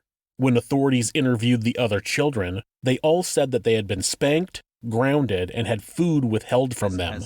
Sarah ended up pleading guilty to assault and was given probation. In 2011, they didn't take the kids away?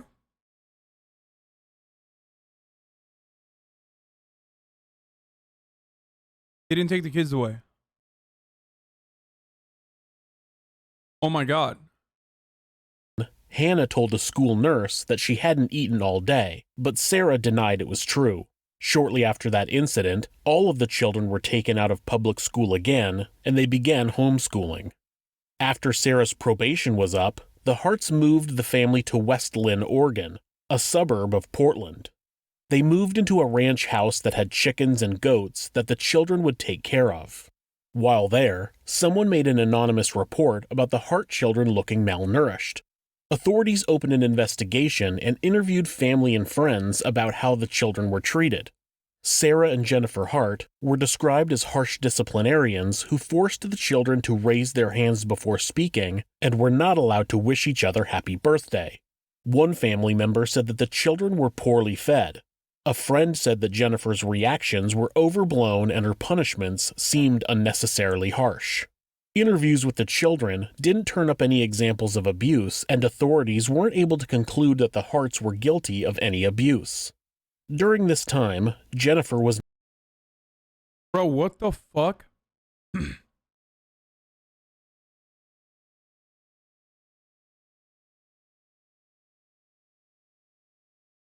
It's surprisingly harder to take children away from pieces of shit like this. How is it so hard to take them away from pieces of shit like this, but so easy to take them away from, like, a black parent, which we don't know the extent of the abuse on the black mother, like the biological mother.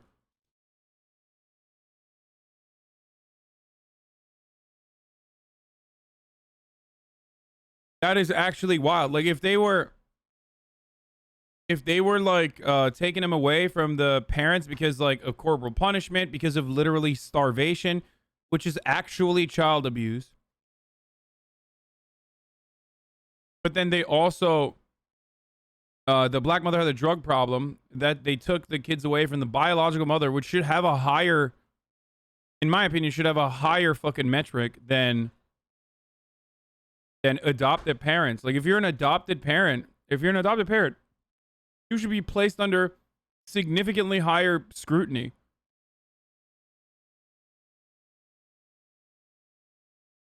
Am I crazy about this? Like, I feel like adopted parents, people should literally look into way harder, and minor infractions should go a lot, like a way, way longer way than like the biological parents of the child. That's crazy to me. Maintaining a carefully updated Facebook page showing a very happy and active family. She had photos and videos of the family at music festivals and on road trips. Here's a clip of Devontae at the Beloved Festival in 2013. Bro. They literally adopted black kids. Like one would foster a puppy. Like, to make fucking cheesy Instagram posts. I'm sorry, that's actually the reality. Look at this.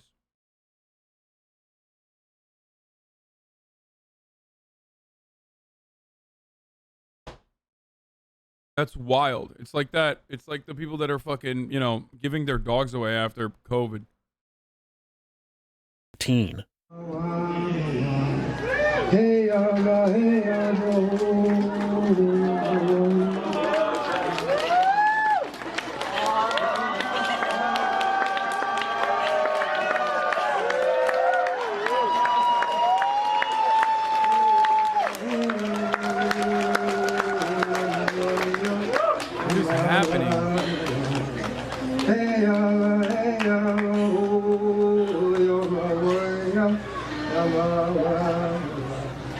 Bro, I feel like, I mean, this is brutal, dude. What the fuck? I want to make a joke about how this is like, you know, this is like automatic self-report. Like, it's just like very strange behavior. What's going on here? To like bring your child to like something like this, but also, I mean, he's like, why is he crying so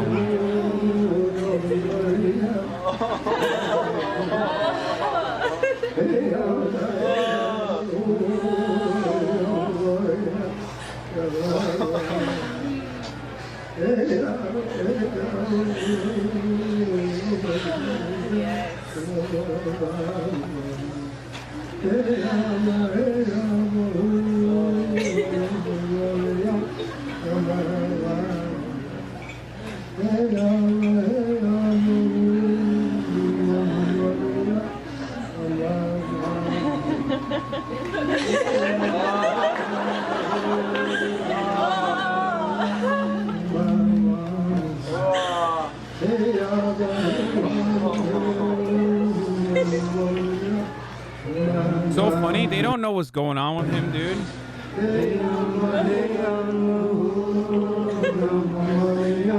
Can't imagine the smells there. I'm just gonna. There's no shot that this entire thing is.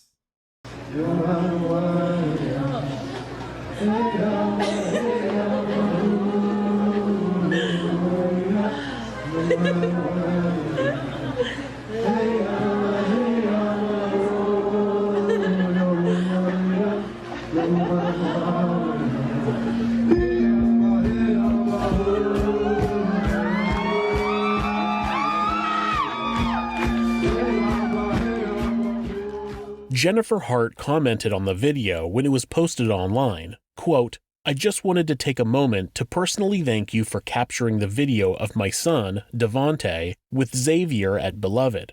I was shooting still photos, so I was hoping that a quality video would arise at some point. This moment is forever etched in our hearts, and most likely anyone who is there to witness this raw human love. Devontae was wearing his free hugs sign that he travels the country with. He's hugged thousands, sharing his love for all. There is a long story behind the emotion and why this moment was so special for Devontae. Thank you for enabling everyone to live this moment again through your video." End quote. It seems as though the women used these children, especially Devontae, as a prop to display their political opinions. Opinions that were extremely pro-love and kindness, though they ironically weren't showing any of that to the children when nobody was watching. On November 25th, 2014, the Harts attended a protest being held in downtown Portland. The Missouri grand jury had chosen not to indict the police officer who shot and killed Michael Brown in Ferguson just months earlier. Devontae had been holding a sign that read "Free Hugs" when an officer approached him and asked if he could have one. A freelance photographer snapped the picture. People shared rumors that Devontae was forced to give out free hugs, but there's no evidence that that is true. There are many pictures of Devontae holding a "Free Hugs" sign at various locations over the course of many years. There's no way to know exactly what Devontae was thinking or feeling that day, but we do know that the picture would go on to make. Well, I can't. I hate that she's like got hella fucking Bernie drip, dude. The boy famous. Once the photo went viral, the family was getting a lot of attention, and television shows were asking to do interviews with Devontae. Jennifer refused, claiming she was protecting Devontae's privacy. She then claimed that they had gotten death threats and they needed to move out of the area. Authorities said that they have never found any evidence of death threats. It's more likely that the attention was unwelcome, as they liked to keep their family locked behind closed doors, away from prying eyes. In 2017, the family moved to Woodland, Washington, about 30 miles north of Portland, Oregon. This home was on more than 2 acres of land and didn't have any close neighbors. The closest neighbors were Bruce and Dana DeKalb, who lived in one of the neighboring houses, and they claimed that the family never came outside and always had the blinds closed. In August of 2017, at 1:30 a.m., Hannah jumped out of a second-floor window of the Hart home and ran to the DeKalb home. Bruce was awoken to the sound of someone knocking on the door and went to answer. When he opened the door, Hannah begged him to help her, claiming, quote, "They're racists and they abuse us," end quote. She would have been about 14 years old at the time, but the DeKalbs thought that she was closer to 6 or 7 because she was so skinny. Jennifer showed up and took the girl back home with her. The next day, the entire Hart family showed up at the DeKalb house. Wait, what? Wait. To apologize for the incident. Are you fucking kidding me, dude? No, dude, no. Jennifer explained that the children would sometimes act out because they had all been, quote, drug babies, end quote. Hannah gave the Okay. What the fuck, dude? That's it. That's it. You're like, you refer to your own adopted children as drug babies, saying that they're acting out because they're drug babies. It's a wrap, dude. Fucking literally call the cops. Actually, what the fuck are cops gonna do? They're gonna be like, yeah, they are drug babies. They're black. And then fucking move on, I guess. What do you do in this situation? There's nothing you can do.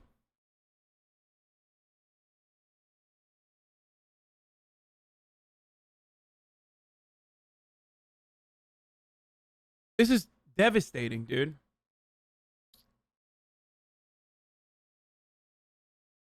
DeKalb's a handwritten note apologizing for her behavior and saying that what she had said the night before was a lie. When Dana DeKalb asked to speak with Hannah alone, Jennifer wouldn't allow it. She said, quote, "We do everything as a family," end quote. The DeKalbs initially didn't want to get involved, but Dana's father was worried about the children and he reported the incident to 911 a few days later. Yeah, there's some kids that I feel is being highly abused. And I can't wait until Monday in Woodland, Washington. What's the address? Oh, good thing you gave the baby up then. I mean, that's late, dude. No. 8 months, my God. I'm sorry, bro. He called 911 2 days later, 3 days later. Like, that's crazy.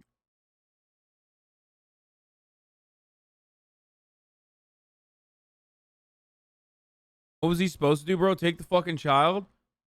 Dude, when you see a 14-year-old that's malnourished like they're fucking 7 years old, they look like they're 7 years old because of how malnourished they are, and they jump out of the second story of their own house to come to you and tell you, like, my parents are abusing me, you have to call Child Protective Services. You have to call 911. No fucking shot. Like, you don't... You shouldn't be letting them get away. Address. Okay, I'm going to give you the address of my daughter's house because it's right next door. Okay, and what's going on there? Well, they have 4 black... Oh my God, it's not even the neighbor. It's the neighbor's dad. ...children, which that part doesn't... Oh my God. Oh, thank God, dude. Okay, never mind. I'm not even mad at that guy. Okay. ...matter, and they're new here in Texas, but the other night... a little girl jumped out of the second-story window on the roof and then down onto the ground. Yeah, remember when you said, "Oh, they don't know that. They don't know that." Well, guess what? They did fucking know that. And ran to my daughter, and this is like 2. Bro, you fucking see that shit? It's over. Like, you see that, or a kid tells you that, it's fucking over, dude. There you go. In the morning, begging them to help her. When did that happen? About 3-4 nights ago. Okay. And my son-in-law doesn't want to get involved, but the more I... Yeah, the son-in-law was the one who was like, "Oh, I don't want to do anything." The dad is the fucking hero. Finds out about it, immediately fucking calls the cops. I sit on it. I just can't live with it. Somebody's got to go there and check on it. There you go. How old was the little kid that did that ran to your daughter's house? About 12 years old, 13. And when they came looking for her, she was begging my daughter not to let them know she was there. And then eventually my son-in-law let him know. And then she had all 4 of the kids come back later and to say everything. I'm sorry, but I hope that guy feels bad. The son-in-law. was okay, and they were all standing at attention like they were just scared to death. And I think there's something very serious going on there. And they're here from Texas. The kids might even be kidnapped.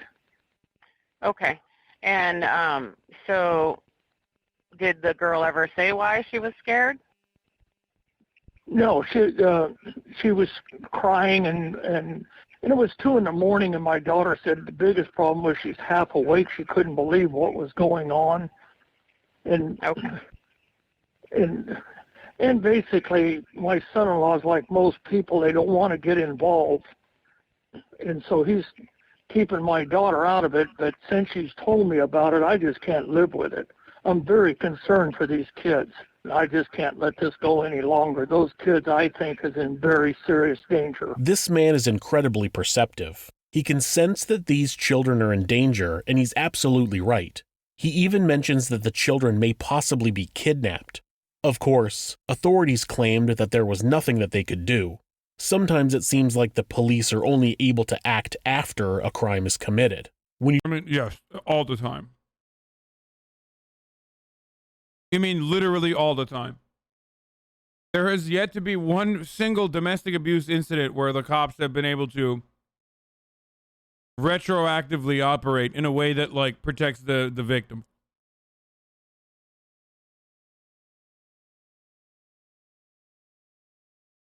Straight up. And no, I'm not talking about crime prevention or whatever the fuck, like, whatever kind of, like, psychotic, fascist dream that people have about cops doing, like, future crime and shit like that. I am absolutely talking about, like, when there is ongoing domestic disputes, people go to cops all the fucking time because they think that the cops are going to protect and serve them. Not realizing that, according to at least the latest study that we can physically find, 40% of cops are domestic abusers. The only time cops actually come and do something is if your domestic abuser has succeeded. After the fact.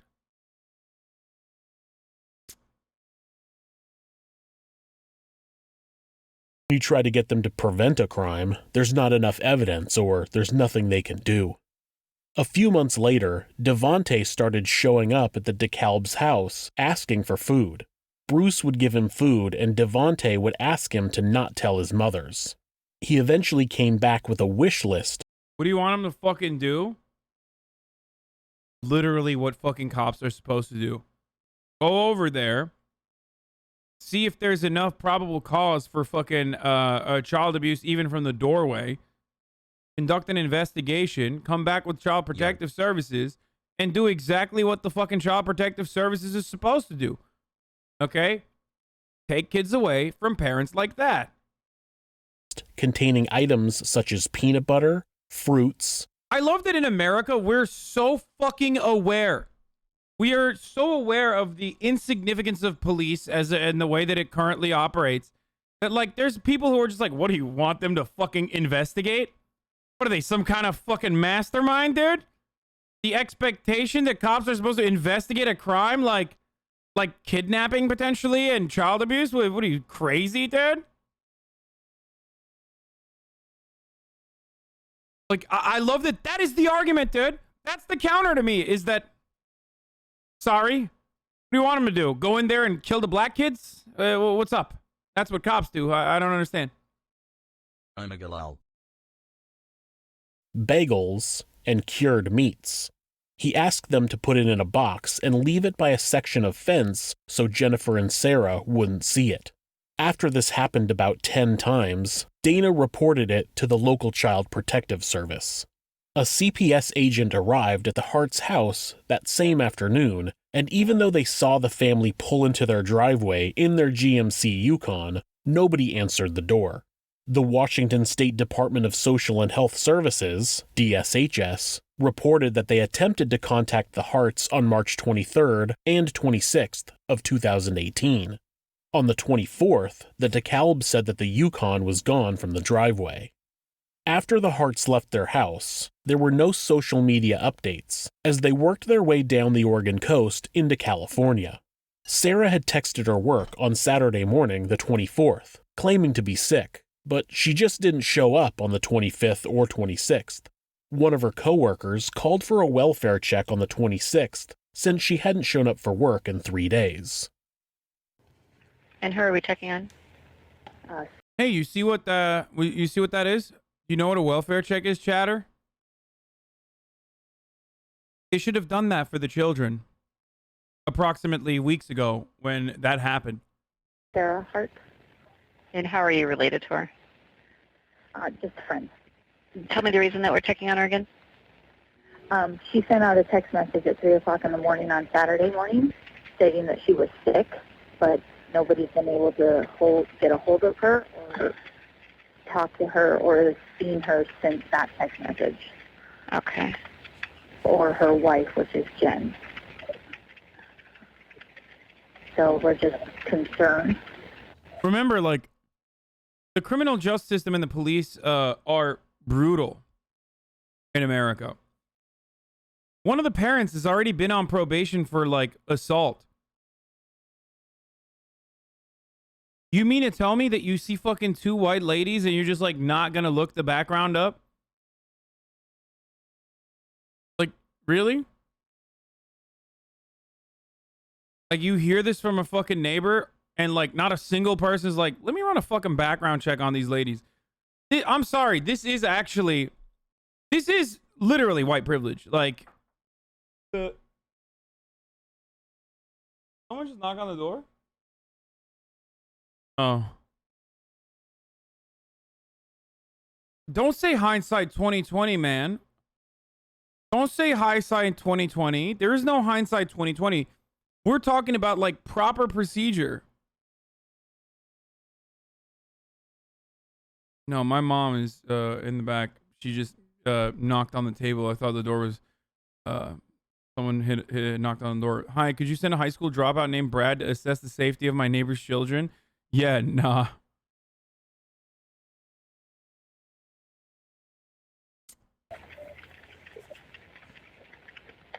Okay, and did she say, when she said she was sick, did she say what was going on, or? She just said that she just is unable to come out and wasn't able to go to work and thought she was going to have to go to the doctor. I checked the hospitals. They didn't have any record of her. And I think her phone is now dead. And what is I swear to God, the officer daddy voice, like, white women tears can be OP.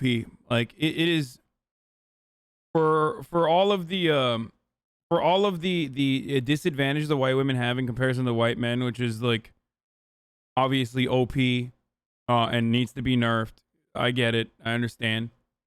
Like, the white women tears build is so incredibly powerful. It really is.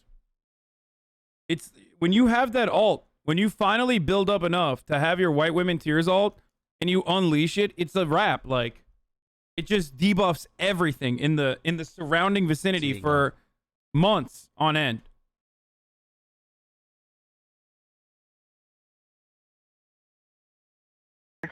Phone number? Okay. And just the two of them live there, or? And they have 6 children. That same afternoon, a German tourist reported seeing a GMC Yukon lying on its roof at the bottom of a 100-foot cliff. Both Jennifer and Sarah's bodies were inside of the vehicle. The bodies of Marcus, Abigail, and Jeremiah were thrown a few hundred yards from the wreckage. They were all dead. 2 weeks later, Sierra's body was recovered from a beach north of the cliff, and a foot inside of a shoe washed up on shore shortly after. A DNA test revealed that it was Hannah's. The body of Devontae has never been found. We have the vehicle going from 34% throttle to 100% throttle, and there's no subsequent application of the brake. And during that time, you're going from idling with the brake has been on, and now you're on the throttle, and the throttle is going to 100%. You're accelerating to 20 miles per hour as you head towards that cliff face. Our analysis of that data was that this was consistent with this being an intentional act. After analyzing information from the vehicle's computer, it's been determined that Jennifer pulled the Yukon over about 70 feet away from the cliff. She then floored the gas, accelerating to 20 miles per hour before leaving the cliff. The computer indicated that she had not touched the brakes. Toxicology reports showed Jennifer to have a blood alcohol level above the legal limit. Sarah and 2 of the children had a high volume of antihistamines in their system. None of them were wearing seatbelts. A look at their mobile devices showed that Sarah had made Google searches about Benadryl, suicide, no-kill shelters, and the nature of drowning. One search... The fuck does she think a no-kill shelter is? Did she think that was for humans, dude?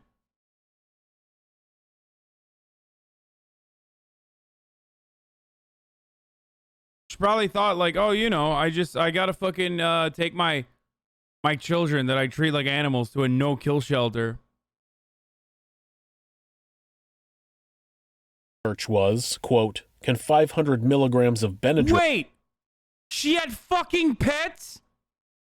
Shut the fuck up. Shut the fuck up. Are you telling me this fucking animal, this demon, had more care and consideration for her fucking animals, her pets, than she did for her adopted black children?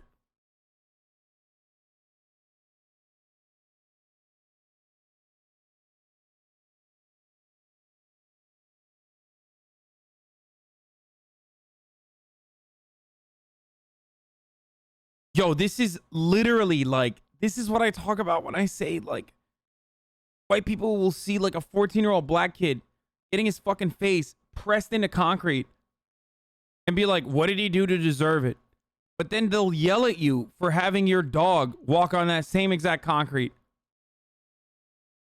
Obviously not all white people, but like there are people like this. There are literally people like this on the planet, dude.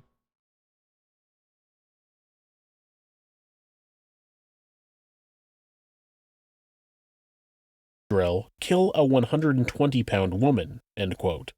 Another said, quote, is death by drowning relatively painless, end quote. And another, quote, how long does it take to die from hypothermia while drowning in a car, end quote. Authorities in Washington state searched their house and didn't find anything suspicious. They did notice a lack of personal items for the children. The room that was shared by all of the kids had no personal items in it, and the house contained only a few board games and library books. The only thing we're missing now is your famous generalizations. These lesbian Bernie supporters, am I right? I mean, I already gave you the famous generalizations. Also, why are you still in here, dude? This person is like literally been in this community for so fucking long. God, you are so bent, dude. You are so bitter. Books. One officer wrote, quote, I did not get the indication that children lived in the house, end quote. Animal control picked up the animals that had been left on the property, though nobody knows what happened to their dogs. Most likely why they had searched for no-kill shelters. We can only hope. There are so many questions about why the Harts decided that this was something they needed to do, but we will never get any answers. If you like this video,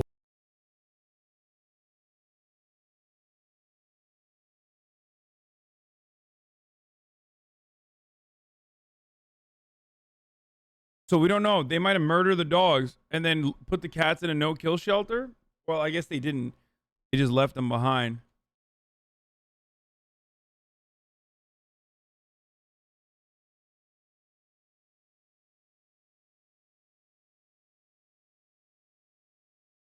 It's so terrible because, like, obviously you should give financial support to people, especially people that, like, adopt children, right?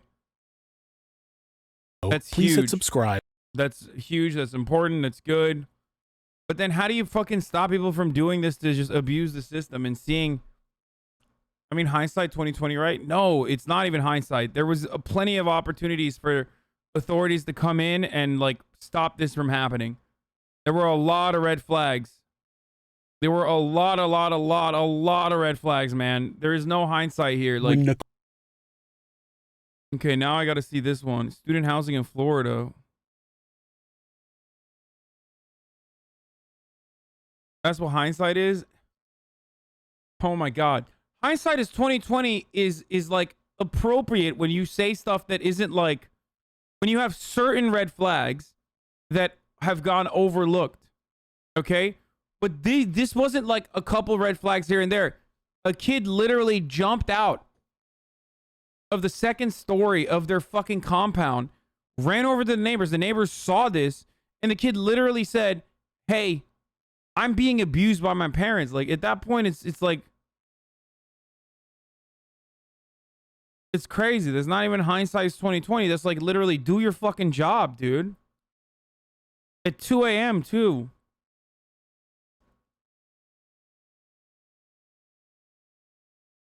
Like, it's not changing my hindsight is when someone gets into a random dude's car and then that person ends up getting murdered, okay? And you say, fuck, why did she get into his car? That's hindsight 2020, okay?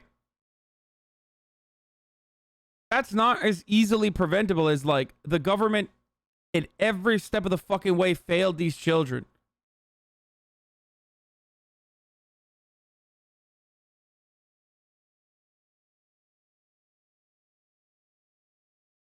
Nicole Nachtman was late to file her application for student housing at Florida State University. She believed that she would have no place to live and decided to go down a path that would provide her with housing for the rest of her life. This is Monsters.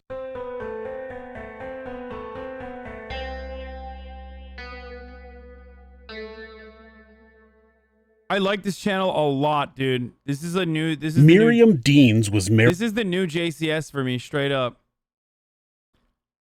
Married to her first husband, Joseph Carey Sr., in the early 80s, and she had 2 sons with him, Joseph Jr. and Kevin Carey. They lived together in Houston, Texas, for about 12 years before they separated. After the separation, Miriam met Ronald Nachtman in January of 1993. It turns out they played volleyball together.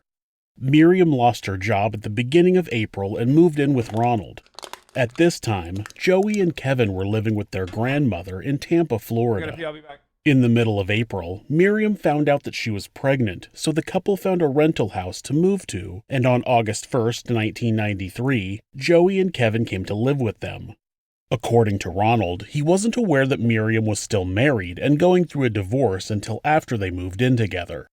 The living arrangements were short-lived as he moved out on September 18th because he claimed that Miriam was abusing him.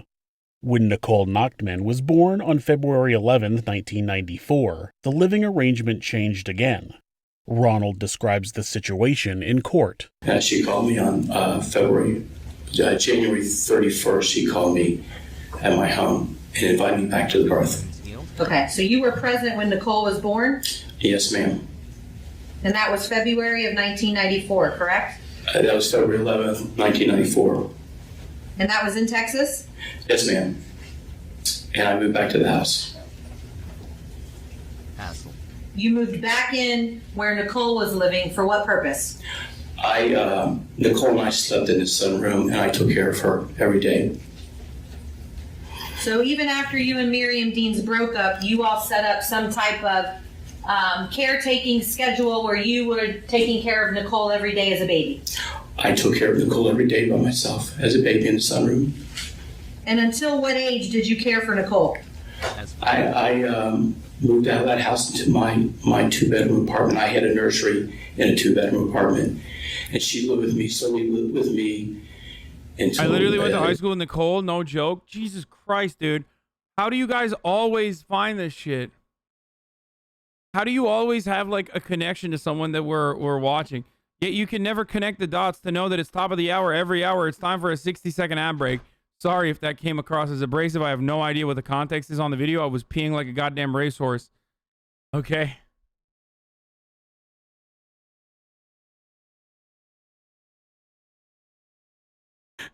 I'm sorry. Tense clap.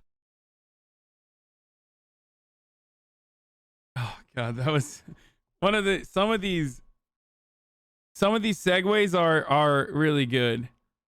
Why do you have such a weak video? What? It's always the ones that you don't expect. Anyway, top of the hour, every hour, it's time for a 6-second ad break. If you'd like to no longer see the ads, you already know. Listen, you can subscribe for $5 or for free with the Twitch Prime, or with an ad block or a VPN. Here's the ad break now. January 7th, 1995. I took care of her almost every day by myself. So she was almost a little less than a year old. For the first year of her life is when you cared for her every day. Yes, ma'am. It seems that Ronald had full custody of Nicole for the first year or so, but then Miriam filed for custody and the pair began a lengthy legal battle over their daughter. It was a battle that Ronald would ultimately lose, and after the age of 4.5 years old, he would have no contact with Nicole. The prosecution pointed out that Ronald had previously stated that he didn't have any conflict with Miriam, as well as the fact that he had another daughter that he hadn't seen since she was 6 years old. A fact that he didn't seem thrilled to be brought up. You've actually previously said that there was no conflict between you and Miriam Deans, correct? We had no conflict, ma'am. There was no war between you and Miriam Dean. God damn, she's fucking brutalizing him. That's right. In our family system, Mom Miriam, Dad Ron, and our daughter Nicole, we had no conflict. But I'm asking between you and Miriam. You've previously said that there was no conflict between you and her, correct? In our family system, we had no conflict, ma'am. And Mr. Nachtman, it's accurate that you have another child that you haven't had any contact with since she was 6 years old, correct?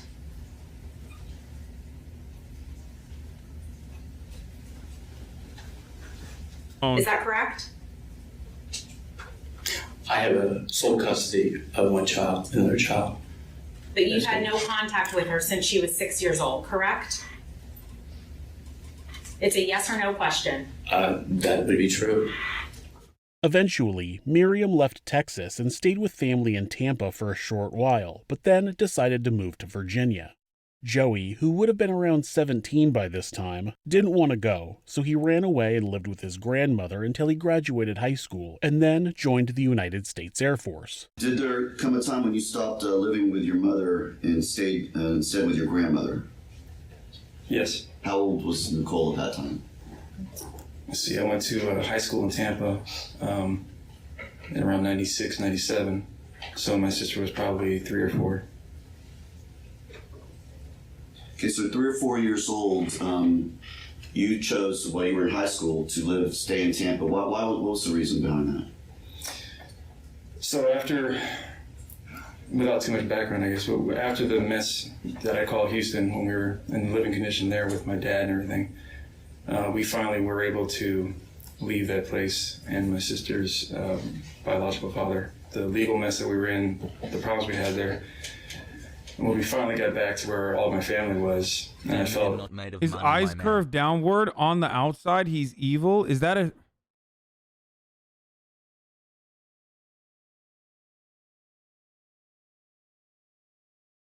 Yo. I don't even know what that is, dude. I've never heard something like that.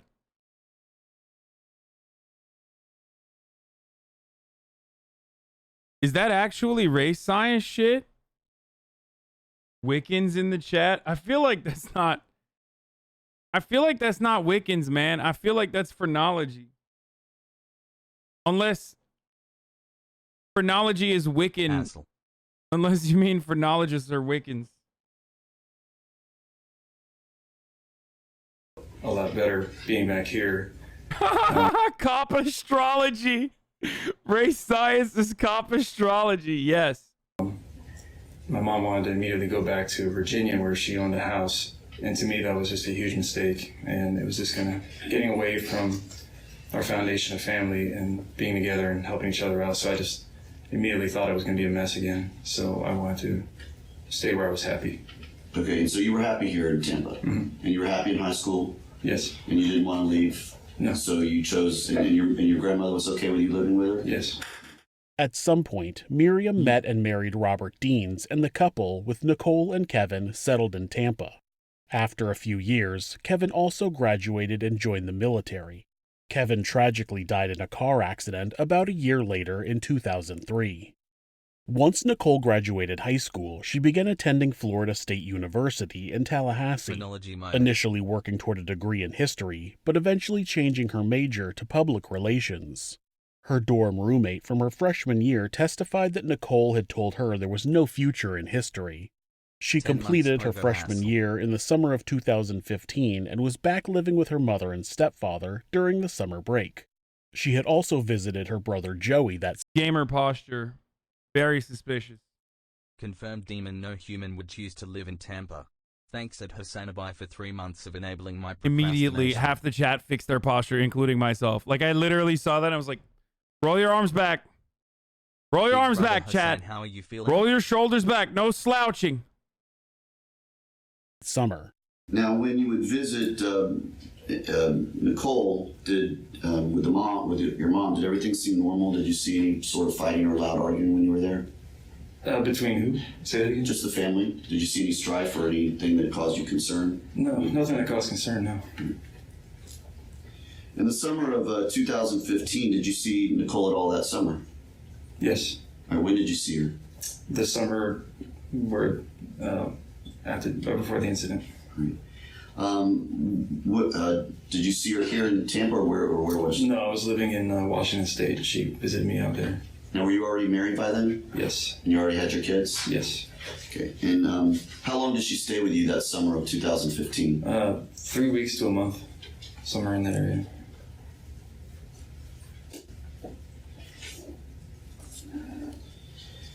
While she was there that summer of 2015, did she ever discuss any issues with you about your mom?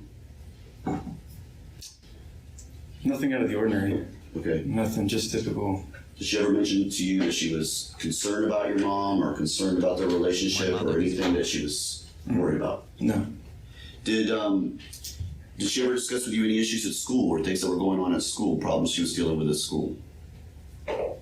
I mean, on that specific visit, I don't remember typical problems, bullying or whatever.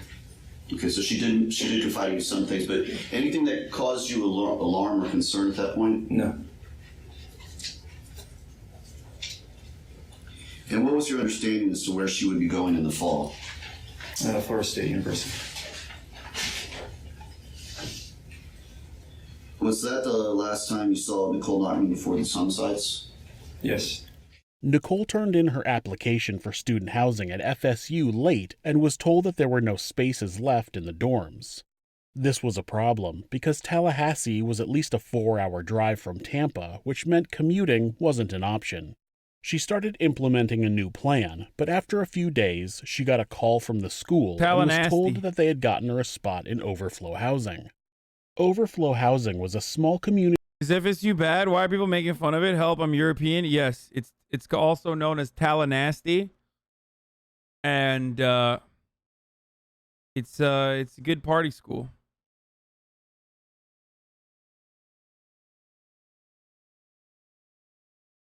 It's like Alabama mixed with Florida. You just mean northern Florida. Like every part of Florida is Alabama mixed with Florida. Community area in one of the dorms that had been converted to a room with a couple of sets of bunk beds and some dressers. Students could live there temporarily until one of the permanent dorm rooms became available. This would happen because some students would inevitably not show up at the beginning of the term, giving up their spot in the dorm. The offer of a spot in overflow housing required a $100 fee. Nicole didn't have $100, so on August 19th, she called her cousin, David Lear, who lived nearby, and asked if she could borrow the money. I was at work, and I guess sometime in the morning, she had called me. So I was too busy to get the phone, so after the call was over, I texted her, and I told her that I'm at work, that I'm busy, what's going on. And then she texted me, she wanted to know if she could talk to me or whatever. And then I said, okay. I said, how about after work? And she said, fine. And that was it. Okay. So what time did you get off work that day? I imagine 2 o'clock. Okay. Yeah. Starts 2:30, somewhere in there. 2 or 2:30? Yeah. To be fair, I'm a little jealous because FSU is also a beautiful campus.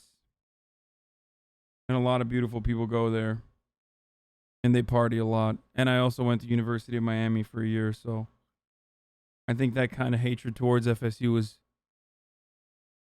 built into my system. Just hammered into the back of my mind. Same with the University of Florida. And did you head straight home? Yes, I did. All right. About approximately what time you got home? Do you remember? I think it was around 3 that day. Okay. And did you call Nicole Nachtman back? I totally forgot to call her back. Okay. It slipped my mind. So as I was coming home, I was pulling into the driveway. The phone rang. It was her, and then I remembered that she texted me. So then I answered the phone. Okay. She just asked me what I was doing, if she can come by, and I kind of asked her. Yeah, I said, yeah, it's fine. What's going on? And then she asked me. She told me something about if she could borrow money for her dorm room. So I said, yeah. I checked my pockets. I had money on me. Did she tell you how much she needed? $100. And you had that with you? Yeah, I just happened to have it on me. So. Okay. So what did you tell her then? I told her, I said, yeah, come on by. She said she was gonna come right away. So I said, okay, I'll wait in the driveway.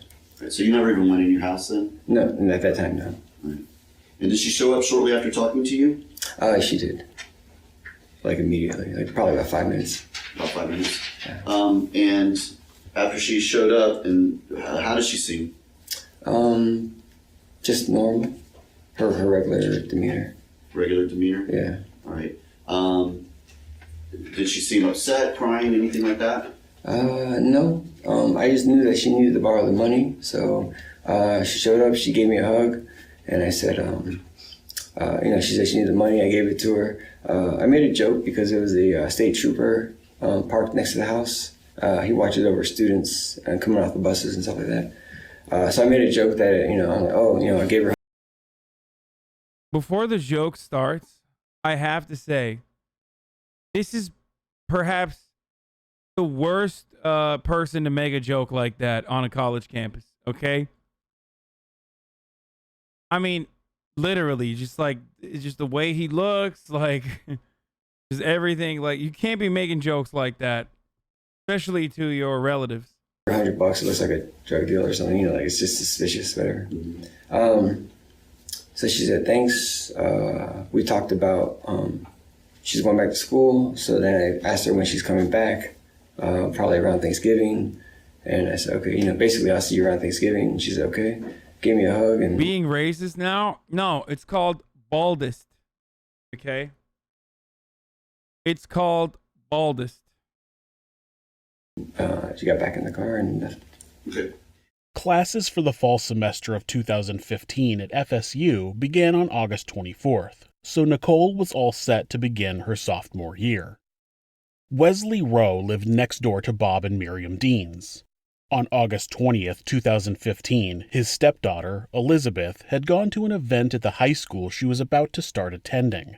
At about 9 o'clock that night, Wesley said he was inside his house talking to Elizabeth about the information she had brought home about her upcoming school when they heard shots. It was sometime probably like around 9 o'clock or so, a little bit after that. Was it already dark outside? Yeah, it was already dark outside, 9:15 or something like that. We started talking about her going to high school and what was going on, how was, seeing the high school, how was it? In what room were you all in? I was in her bedroom. Okay. And her bedroom, when we look at these houses, looking at this picture, where in your house would her bedroom be? You almost can see a window there. It's like the farthest to the right. Okay. Are you referring to the only windows you can see that are right there? Yeah, but one more over. This one here? Yeah. Okay, so that's her bedroom? Yes. And you all were in there that night? Yes. All right.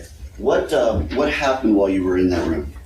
Yes, Chad. Everyone over a certain age is bald in Florida. Do you not know this? God, you're really showing your ass right now, Chad. Every father in Florida is bald. That's just how it works. Okay?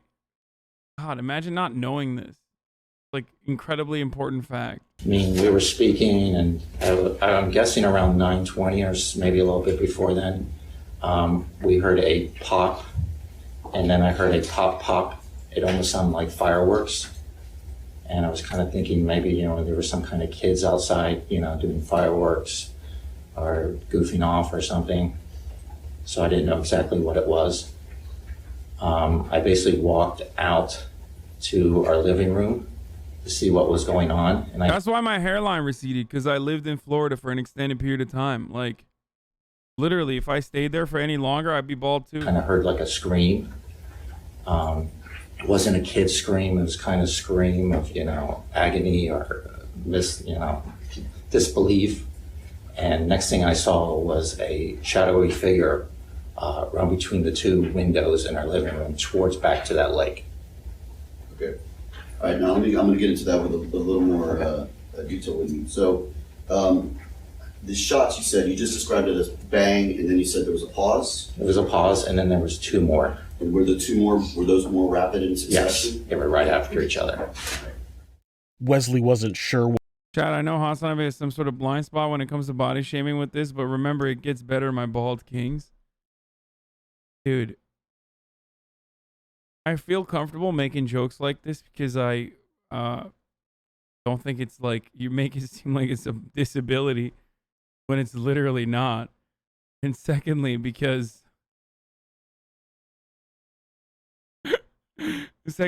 I myself am balding. You could say he has a bald spot to this issue. Oh, Jesus Christ.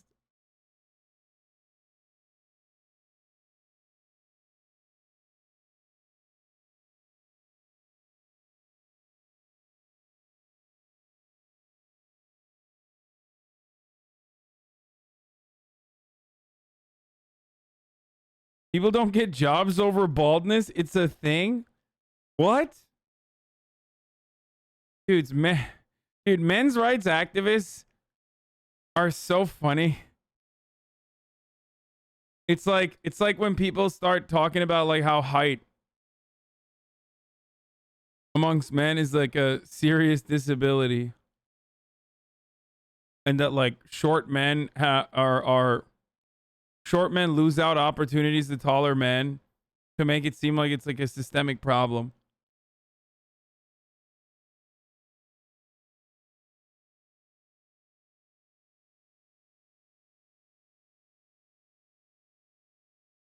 What had happened, but he decided it would be best to call 911 and have them come take a look.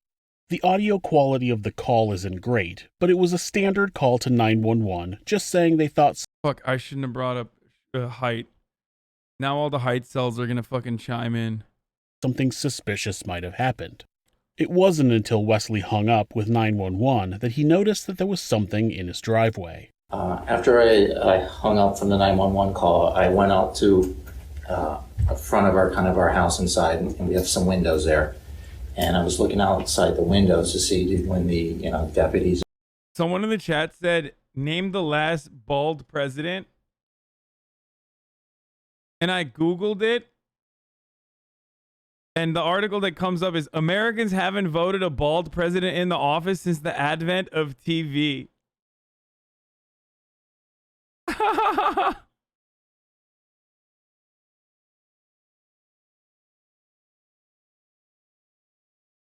I mean, Trump had a comb over. So,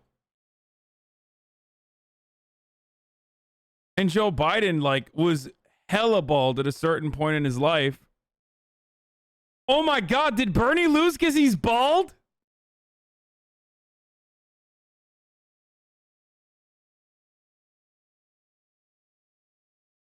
Oh my God. Oh my God, dude. Stop.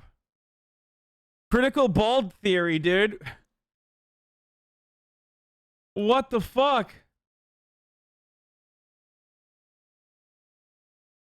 I mean, Joe Biden is definitely bald. Like he was really bald, and then he got hair transplants, and you can still see that he's bald though. Like he's still kind of bald. So he's doing a lot. CBT, critical bald theory. of the sheriffs would arrive. So as I was looking out there, I saw something in my driveway, at the bottom of my driveway, and I couldn't figure out what it was at first. Couldn't picture what I was seeing because it was dark and there was some street lighting. And then I finally figured out what I was looking at were shoes, and I couldn't understand what are these shoes here. For the record, for the people saying, what about Eisenhower? You don't understand. This isn't like an actual concept.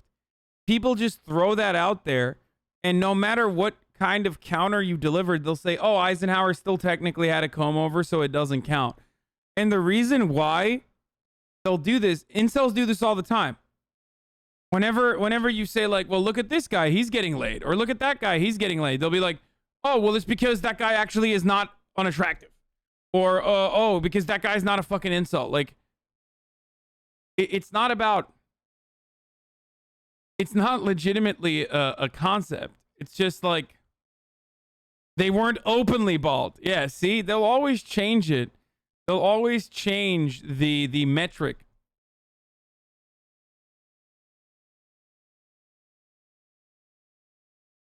Because it's not about like actually arriving at a conclusion. They've made the conclusion already, and they're just trying to post hoc rationalize.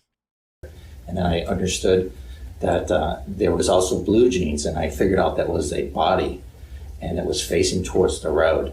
So at that point, I was really panicking, so I went and called 911 again from my cell phone. He called 911 back. Yes, I called earlier about gunshots at my house, and it looks like, I'm looking out the front yard, it looks like somebody at the end of our driveway got shot or something. They're like laying on the ground. What is the address of the emergency? Fensbury Drive. Can you spell the street name? Fensbury, Fennsbury Drive. As a bald man. Can we get a deputy here now? Yes, sir. I'm trying to enter this into the system. How long ago were the gunshots? I don't know. I called earlier. It was about 4 minutes before I called earlier. I think a deputy's here now. They are there. Can you see them? I think so. I don't want to go outside after I heard this. It looks like there might be something. I can't really tell. There might be a body on the ground out here. Okay, bear with me while I'm entering this in, okay?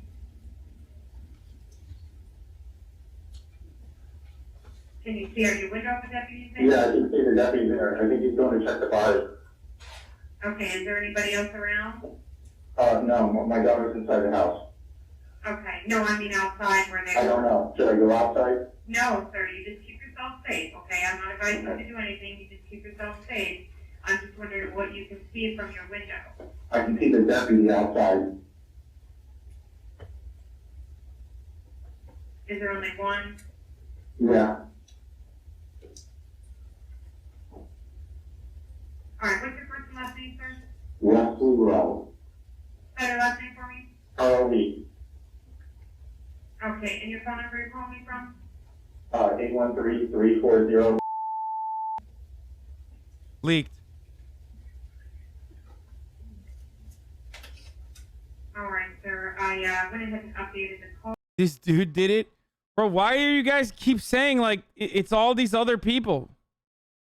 What the fuck? And we do have more deputies on the way out there to check everything out, okay? Okay. Alright, thank you so much. A deputy with the Hillsborough County Sheriff's Department arrived on the scene pretty quickly. Wesley was only on the line with 911 the second time for less than a minute when you can hear him say, quote, I think a deputy's here now, end quote. Patrol Deputy Michael Pieslack arrived on the scene. When I first pulled in, the Fensbury Drive, the south end of it is a cul-de-sac. So I parked outside the cul-de-sac, and immediately upon looking in the cul-de-sac, I saw a white female body laying in the driveway. He's an insult. He's saying female. Of 14108 Fensbury Drive. Did you see anything else around the female? No, there was nothing, no one moving. It was kind of eerie. As you approached the back cul-de-sac that you've described and approached and got to the position to park your vehicle, do you recall seeing anybody running from that scene? I did not see anything moving, no one running. Okay. No one walking down the road or any close by streets, anything like that? No, ma'am. No one around. Do you recall seeing any cars driving fast away from that area? I did not see any vehicles. And did you see anyone standing outside their home? No, no, ma'am. At approximately 9:35 at night, when you were called, when you responded, tell us what the lighting was like in that area. The cul-de-sac has a pretty decent lighting for the area. There's a couple street lights around there, so it's pretty well illuminated. Okay. And the female body that you've described, I believe you indicated you could see blood. Yes, ma'am. Okay. What position was the body in? Hold on, there's like blood here, I think.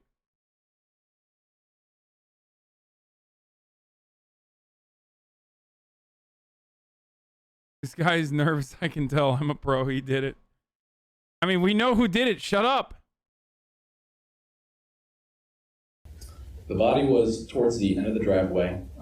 The upper body of the area was closer to the roadway itself, while the feet were pointed up towards the garage of the residence, closer up on the driveway itself. So after you park your vehicle, do you go straight to this female? I do. Did you see any movement at all from the female? No, ma'am. Did you make attempts to determine if she was still alive or if you could do any life-saving measures? I did. I put a glove on my right hand and I went to feel for a pulse on her neck, but was not able to feel for a pulse. Did you call for EMS? I did. And medical services? Yes, ma'am. Once you felt that there was no pulse coming from her neck, did you yourself perform any life-saving measures? I did not. Okay. What observations did you make at that point once you're standing close to the body?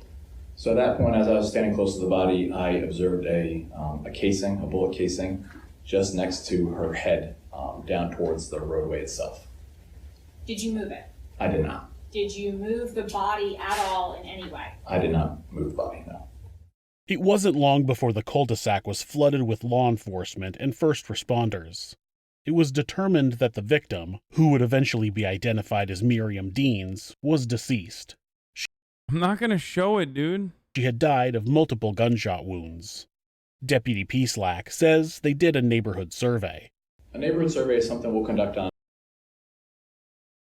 Hold on a second. I don't know if there's like more here.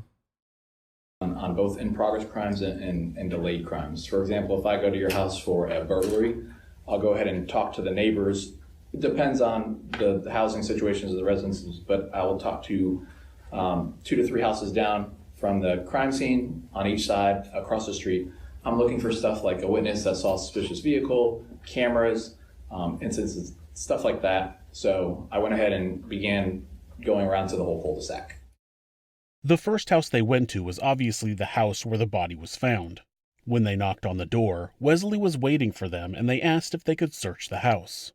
Of course, authorities don't know who the shooter was or where they went, so they check his house and make sure there are no suspicious individuals hiding inside. The only other person they find is Elizabeth, who was hiding in the master bedroom closet, watching videos on her phone. While deputies were doing a neighborhood survey, Sergeant Robert Carr had arrived on scene and was noting his findings. When I first arrived on scene, I did approach the female laying in the driveway. I did observe that she did have some sort of trauma based on the blood near her head. And the call initially came out as shots were fired, so I was looking for shell casings that could be in the area, which there were 2 located that I did locate near her feet, which were marked after that. And while I was doing that, that is when other deputies were going door to door, checking on the welfare of all the other neighbors. And that's when I learned that there was a door open, lights were on. I was kidding. Why are you guys having a serious conversation? You said female body, which isn't incorrect. It's the same as saying female scientist.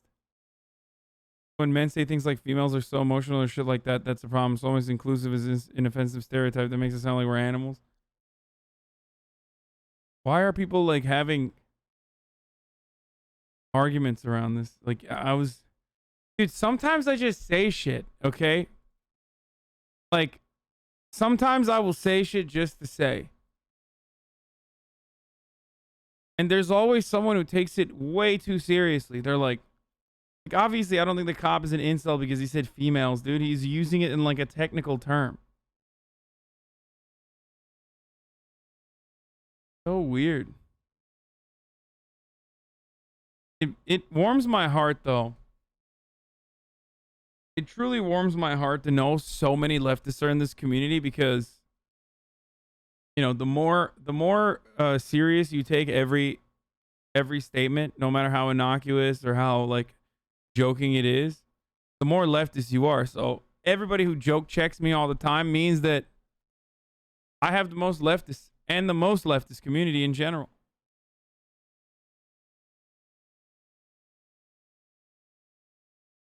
And nobody was coming to the door that was directly to the right side of where the body was laying at. So what happens when you approach that residence and the door is slightly open? What do you do?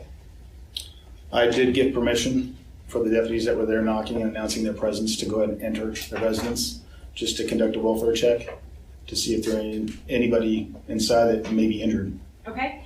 And when you say you got permission, is this from calling other supervisors? No, I made the decision Okay. at that time. At that time, you were one of the supervisors on scene? Yes.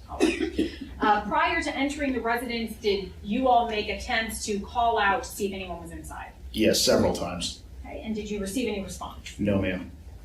So tell us why you make the decision to go into that residence.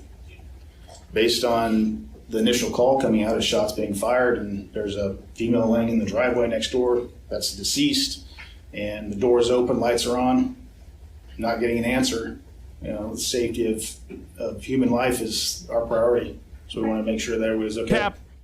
After clearing Wesley's house, deputies knocked on the front door of the neighboring house, but the door was partially open. Sergeant Carr believed there were exigent circumstances to enter the residence, and the deputies began clearing the house. The entire house was cleared except for a locked bedroom door near the back of the house. Not knowing what was on the other side of that door, Sergeant Carr was called over because he had experience working with the SWAT team, who would Okay, I have a serious question. I don't know what's wrong with my brain, but like I can't pay attention to this one. I'm trying really hard, but I cannot pay. I'm being chat right now, and I'm making like little baby jokes, and I feel like it's kind of boring. I'm being a little like chat. You know, when I'm really into a video, but chat's not, they'll just start making like really silly and really dumb jokes. That's what I'm doing right now. Like talking about.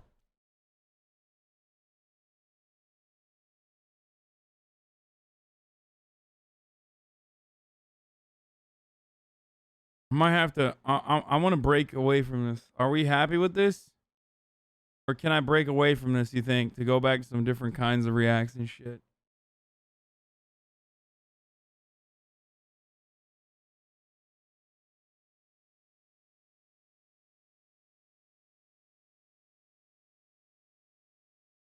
Damn, chat is actually invested.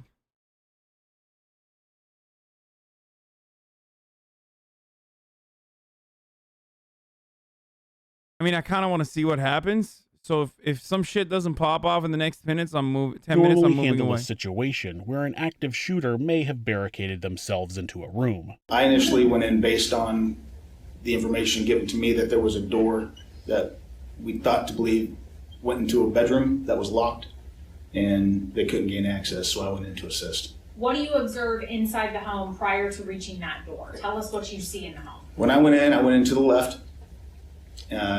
Kitchen table. There's a purse, set of keys laying on the table. As I kept walking toward the back of the residence, in the living room, the TV was on. It appeared that it could have been a movie that was on pause. There was a bag of, I don't know what type of potato chips in the recliner, as if somebody was sitting there watching a movie. Were the lights on inside the home? Yes, ma'am. Did you hear anyone inside the home? I did not. See anyone inside the home? Not at that time. Okay, and I guess I should say, did you see any alive people inside that home? No. So tell us what happens when you go inside regarding this locked or closed door. Not knowing who's inside, if anybody, did find a screwdriver to try to defeat the locking mechanism to unlock the door to get inside. 35K vote, 35K watching, 2K votes. Holy shit, dude. 58% says skip this video. We didn't even get to 2K votes. Dude, I didn't even know that there was a poll, to be honest, though. Dude, I'm the #1 botter in this entire platform. Actually, that's not true because I have an insanely active chat. Like I have a 35K chat, but if you look at the polls, when it comes to voting, like motherfuckers just hate voting. So when it comes to polls, you would think I have like a 1K chat. Because leftists absolutely love yapping. Like they can't shut the fuck up. Imagine converting all of that energy you have to writing essays in the chat back to, I don't know, voting every now and then.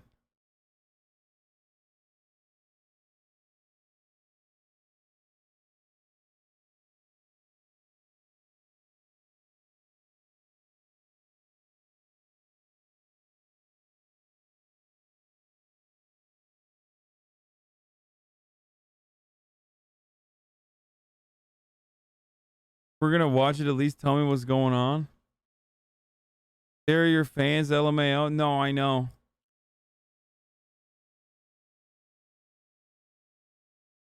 Dude, I am so fucking tired. What the fuck? What the absolute fuck is going on?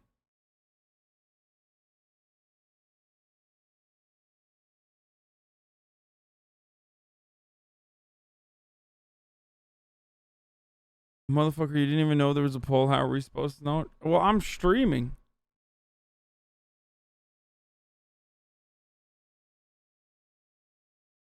However, I'm a fan. I just didn't see the poll because I'm having a life outside of Hasan stream too. Okay, guys. What the fuck? This is a mansion that's older than the United States? Oh shit. You know what that means, dude. You know what happened in this mansion, dude.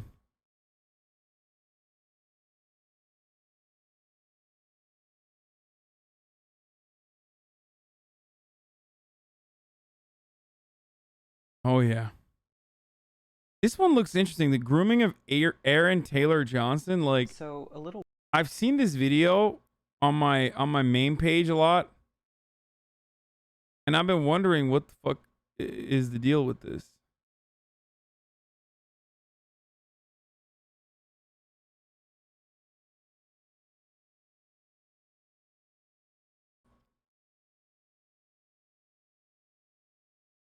A while ago, Aaron Taylor Johnson's name started trending on Twitter. This was because rumors started circulating that he was getting separated from his wife.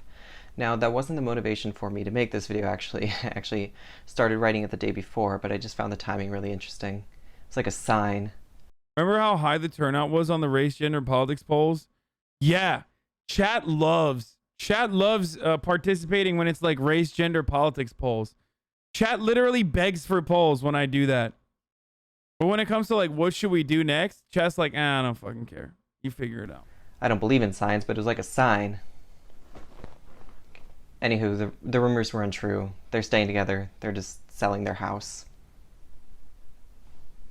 Welcome back, everyone. I bought a desk. This video is going to be a bit different from my previous videos. Not that anyone cares, considering I have 11 subscribers. I somewhat hesitated to make this video because I don't want it to seem like this case is the most egregious. This is just one case out of many.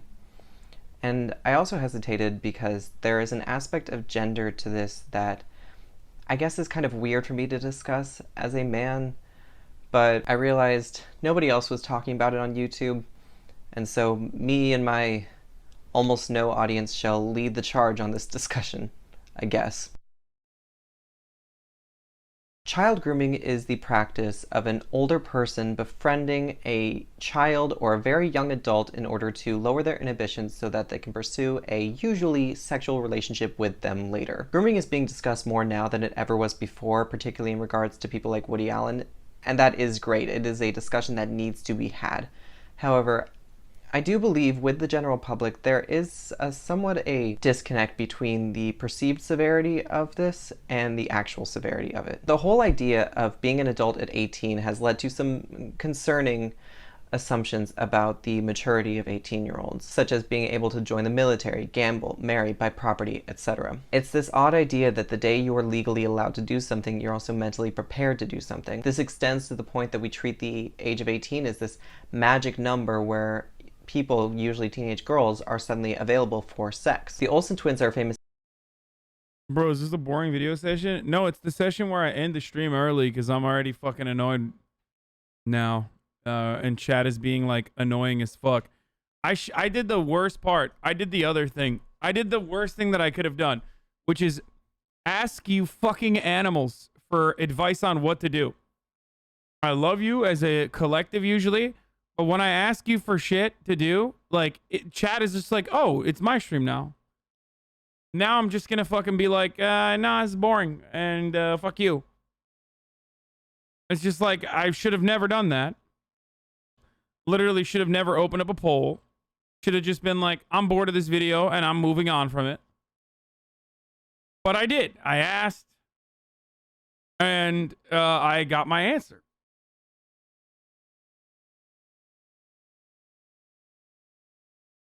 That's the problem.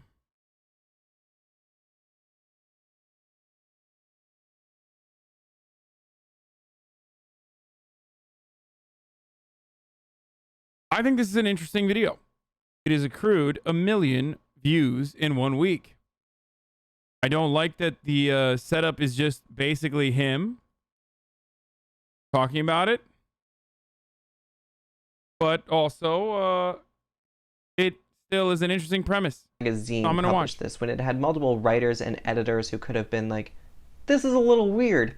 And they didn't do it, that's even more troubling. I'm not even going to get into this dude at Pop Dust saying that Millie Bobby Brown is allowed to be hot. Okay. The article is actually much more nuanced than the title would suggest, but the title is still really disgusting, so the point still stands. You know, what this reveals is that the sexualization of young girls is not a fluke, and it's not the result of a handful of perverts. It's a systemic issue that pervades media, government, and culture at large. And while that topic could make its own video, I have a different point to make. Let's talk about Finn Wolfhard. Finn Wolfhard was 14 when Stranger Things premiered, and he's 18 now. At the age of 14, a 27-year-old model posted an Instagram story about Finn Wolfhard stating, "Not to be weird, but hit me up in 4 years." And she tagged him. Now, I don't think I should have to say that this is completely inappropriate behavior, and a lot of people recognize that. Finn Wolfhard responded to this, calling out her predatory behavior, and multiple people defended him, including Sophie Turner. She eventually apologized, kind of poorly, and the issue was never really brought up again. But several people, mostly men, on social media found Finn Wolfhard's response to be unnecessary, for lack of a better word. They mocked him for turning down the advances of an older woman because they considered that a dream scenario, I guess. It's similar to when controversies erupt about women teachers having an inappropriate affair with their male students. Men get on social media to say that the child was lucky and wonder why he would ever rat her out. It's a sickness that we treat the sexual abuse of underage boys as aspirational. While the practice of grooming and sexualizing young girls is an issue that I'm glad we are talking about, Wait, who was the girl that said hit me up to Finn Wolfhard?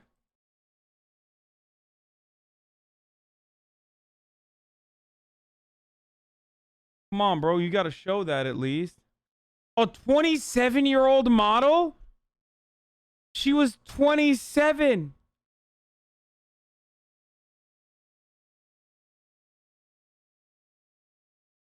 Bro, come on, bro. That's crazy. You can't. Like, I thought she was maybe like. I thought she was like 20. You know what I mean?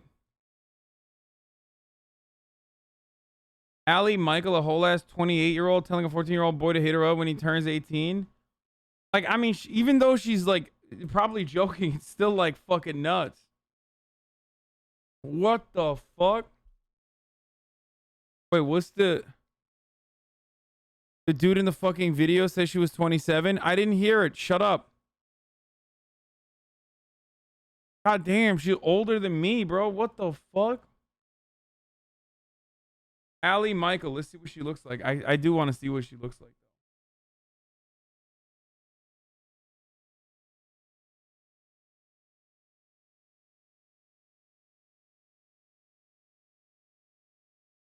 Yeah, that's crazy. Conversation often leaves out young boys. So, hashtag not all men. But this is overwhelmingly men who contribute to this culture. They are the ones who sexualize young girls, and they are the ones who dismiss the sexual abuse of young boys because they consider it aspirational. This isn't to say that women aren't guilty here, though. There are women on the beauty teams and the marketing teams. There are women journalists and editors and just consumers of media. And many of them also contribute to this by either being complicit in the sexualization of children or actively contributing to it. This problem is intersectional. I haven't really said anything about non-binary people because there's not really any research about them, and also because there's like 3 notable non-binary people in Hollywood. Oh wait, 4, Demi Lovato, good for them. The reason I'm not talking about them is because I just really hope they wouldn't be contributing to this culture. I feel like they're better than that. Anyway, there is a conversation being had about how the sexualization of young girls is a ginormous systemic problem that needs to be addressed. And I'm all for it, I really am. And not to sound like a 4chan troll, but I have to ask, what about men? Young boys are sexualized a lot in the media, more than we realize. Whether it's Euphoria casting ripped 25-year-old actors to play 16-year-olds, or the previous That's called the anime technique, dude. Most notably featured in JoJo's Bizarre Adventure. It's when you draw a character or imagine a character that is like clearly fucking. He's being serious, you fucking weeb. I mean, no, he's right. And that's precisely what I don't understand when they're like, I'm not talking about lolly shit, which is very strange in and of itself. But when like, when Japanese developers of Zelda will make a point to tell you that Zelda is like 17 years old over and over again. Like you could have easily just said 18, but no. Zelda is 17 years old. It's like, you didn't have to do that. You 100% at no point had to be like, Zelda is 17 years old. I need you to understand.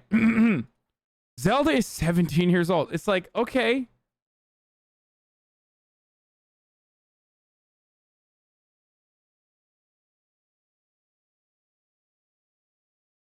It's so weird. Example of a grown woman hitting on a teenager. I'm not trying to imply that they don't want porn. Yeah, right, dude. Are you kidding me? Oh my god, this reminds me. I saw some weird ass Zelda shit on the internet, dude. Twitter recently started showing me like tags, like interests, I guess, like video games or whatever, right? Like, and one of my tags, I guess, is Zelda on Twitter. I don't know why. And it was like Zelda Vor. It was like Zelda Vor porn or some shit. Topics is what it is. It's very weird. It is it was very weird, dude. First of all, it was, the original thing was just Zelda. Who had like big boobs. And it was like animated Zelda with big boobs and they just like was, they were just like, you know, bobbing up and down. So I clicked on it like, what the fuck is this? Okay. And what I saw was devastating. Okay. What I saw was devastating. It was one of the fucking creeps. It was one of the creeps that she had like basically eaten with her butt. And you could see the creep in her body. Like a snake. You know when like a snake eats something that's larger than it? It was like anal war. Dude, what the fuck? Dude, what the fuck are people doing on Twitter? This is the type of shit that was on Tumblr. And then they banned it. So now it's on fucking Twitter. And now Twitter is fucking putting it under topics.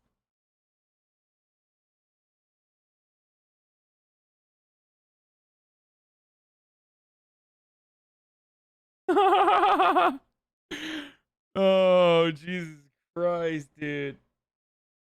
Are you even allowed to talk about this on Twitch? I mean, I don't know. It's still fucking weird. Everyone is ignoring this issue. I'm also not trying to imply that boys have it worse than girls. Many people in feminist circles discuss this issue, and girls are overwhelmingly more sexualized than boys. But there is this issue where the vulnerability of young girls is discussed at length, but not the vulnerability of young boys. Toxic masculinity is a phrase which is now controversial, which is strange to me because of how vague it is. Basically what it refers to is the way in which many boys are socialized to adopt unhealthy and toxic behavior under the guise of this is how men are supposed to act. This can include suppressing emotions, being overly aggressive, being jealous or defensive, a tendency toward violence, withholding compassion, etc. Now, this could go into a discussion about race and masculinity, but I'm not equipped to discuss that as a white man, so we're going to move on to this. Sexual assault is not about sex. It is about power, patience of retaliation. Men and boys can be He's talking about a lot of good stuff, but we already know all this stuff, so we're just moving as on. vulnerable to sexual assault as girls, especially when they're young. So this brings us to our case study. Aaron Taylor Johnson is an English actor most known for his roles in Avengers: Age of Ultron and Kick-Ass. Sam Taylor Johnson is an English filmmaker most known for directing 50 Shades of Grey. Automatic sus, dude. There you go. They have been married since 2012 and in a relationship since 2008. I'm going to go through the timeline of events of their relationship and marriage with no speculation or opinion. Most of the articles I found are based on statements from Aaron and Sam themselves, so whether or not they're entirely accurate is up for debate. They're also very private, so it's hard to gather a lot of information about their personal lives, but this is a timeline based on what information I have available at the moment. Aaron Taylor Johnson was an aspiring actor. He had done some theater work, some minor roles, and one leading role in The Thief Lord, which I can tell from the poster is not great. Then, in 2008, he auditioned for a role in a biopic about John Lennon called Nowhere Boy. He landed the role thanks in large part to the director fighting for him, and I suppose we can all get— Dude, I love that chatters are saying, no, that's his mom. Which is kind of the entire point of this video. That is not his mom, chatters. That's his fucking wife. Okay? That is not his mom. That is his wife. When you have someone with the same last name, that doesn't automatically mean she is his mom. Guess who the director was. It was Sam. The film received positive reviews from critics, mostly for Aaron Taylor Johnson's performance, and he received multiple awards for his work. See, this guy said it reminds me of my president. Tell me you're French without telling me you're French, dude. There you go. There you go. It reminds me of my president. Oh, wait. This one is called the Macron technique. Not long after, he achieved commercial success and international recognition from his role in Kick-Ass. During the filming of Nowhere Boy, most sources report that they had remained completely civil and professional during the entire shoot, though most of the cast and crew knew that something was going on between them. In fact, many sources claim that Aaron was the one to pursue Sam. Sometime in 2008, Sam split from her husband of 11 years, but it's very unclear as to whether or not Aaron had anything to do with this decision. Immediately after filming Wrapped in 2009, Aaron told Sam that he was going to marry her. Not long after, a year to the minute after they met, before they'd even had a date or kissed, Aaron proposed and Sam accepted. 1 month after their engagement, Sam was pregnant with their first child. In 2010, their first child, Wilder Ray, was born. 2 years later, in 2012, their second child, Romy Hero, was born. Okay, just one opinion. They were really bad at naming their kids. Because what? About 6 months after their second child was born, and about 3 years after their initial engagement, they got married and took on the last name Taylor Johnson. Aaron's last name used to be just Johnson, and Sam's last name used to be Taylor Wood. God, she really likes those phallic surnames, huh? While not too much consequential stuff has happened since their marriage, since then, they have retaliated against speculation about their relationship. Aaron wanted— Okay. So if you're unfamiliar with the timeline here, let me tell you.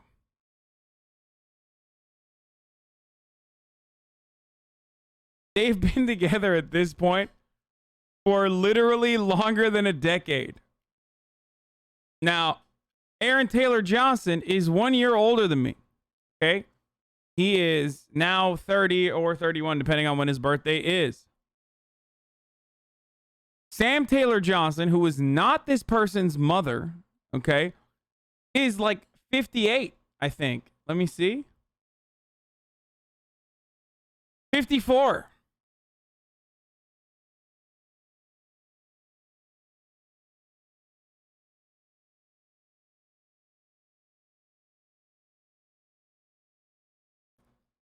Why are you saying 30?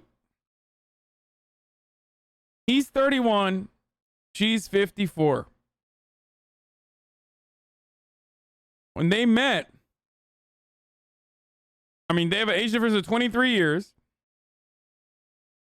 They met in 2009 during the film Nowhere Boy. 2008 is when Aaron auditioned for the role of John Lennon in Nowhere Boy. When various publications stated that he was 19 when she was 42. But that's not the case. Aaron was 18 when she was 42.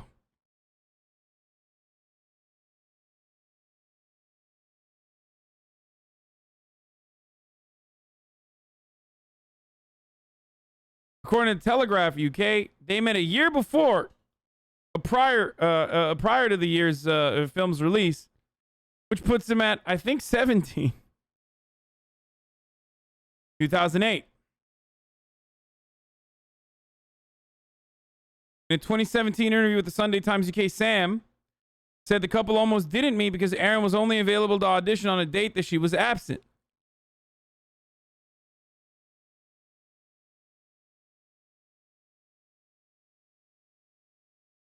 Okay. Let's keep going. This video is brought to you a Golden Globe. They made a movie together called A Million Little Pieces, which was not good. They are, I guess, making a new movie, and they're selling their house, which is what started the divorce rumors in the first place. That's kind of it. I know it's not a lot, but as I said, there's not a lot of information because they are very private. But wasn't that fun, class? Okay, let's go through this. So Aaron was 18 or 19 when he met Sam, who was around 42 years old. That is a 24-year age gap. And while, yes, 18 is of legal age, I have already argued that I consider 18 as still very vulnerable age. And I actually don't have an issue with age gap relationships, but it all depends on context. And I really don't think this relationship had the right context. The way they met was that Aaron was auditioning for a role in her movie that she was directing. Not only that, he auditioned at her house because of scheduling conflicts with Kick-Ass. There is a power dynamic from the get-go. A director is always going to hold some form of power over their cast and crew. And see, this is my main issue with their relationship. Not the age gap, not how old Aaron was. No, the family friend thing was, the family friend thing is unfounded. When they started dating, though I'm not about to say that that's alright. It's the fact that he was fairly new to the industry, and this ended up being his breakthrough role. You can argue that Sam was also new as this was her debut, but here's the difference. A film can relatively easily replace their lead actor with very little issue. There are problems with the cost of auditioning and reshoots and negotiating contracts and all that, but many films have had their lead actor drop out or get fired last minute and still been a success. E.g. Freaky Friday. However, there was very little chance of Sam being fired as she was very entwined with the project and had serious creative control. She was also well connected, having known people like Elton John previously. While this was her film debut, she had had a prolific career as a photographer before this and was quite wealthy. So, if something had gone wrong on Aaron's end, Sam would have had the power to blacklist him, essentially making it almost impossible for him to succeed as an actor. About Aaron being the one to pursue Sam. This is where we have to crack open the nuance, which I'm not excited about, but we gotta do it. Aaron was the one to pursue Sam, and oh yeah, for Bayran, it says for 29 and 54, yeah, if he was 29 years old and dating her at the age of 54 and they met when he was 29 and she was 54, then yeah, that's like good for her. You know what I mean? She fucking killed it. You know what I mean? But that's not what happened. That's not an issue. When you're, dude, I'm 29 years old. If there's a 54-year-old lady out there who can, you know, spice it up for me, then, you know, she deserves it. Okay? But again, because I'm a fucking adult. Like,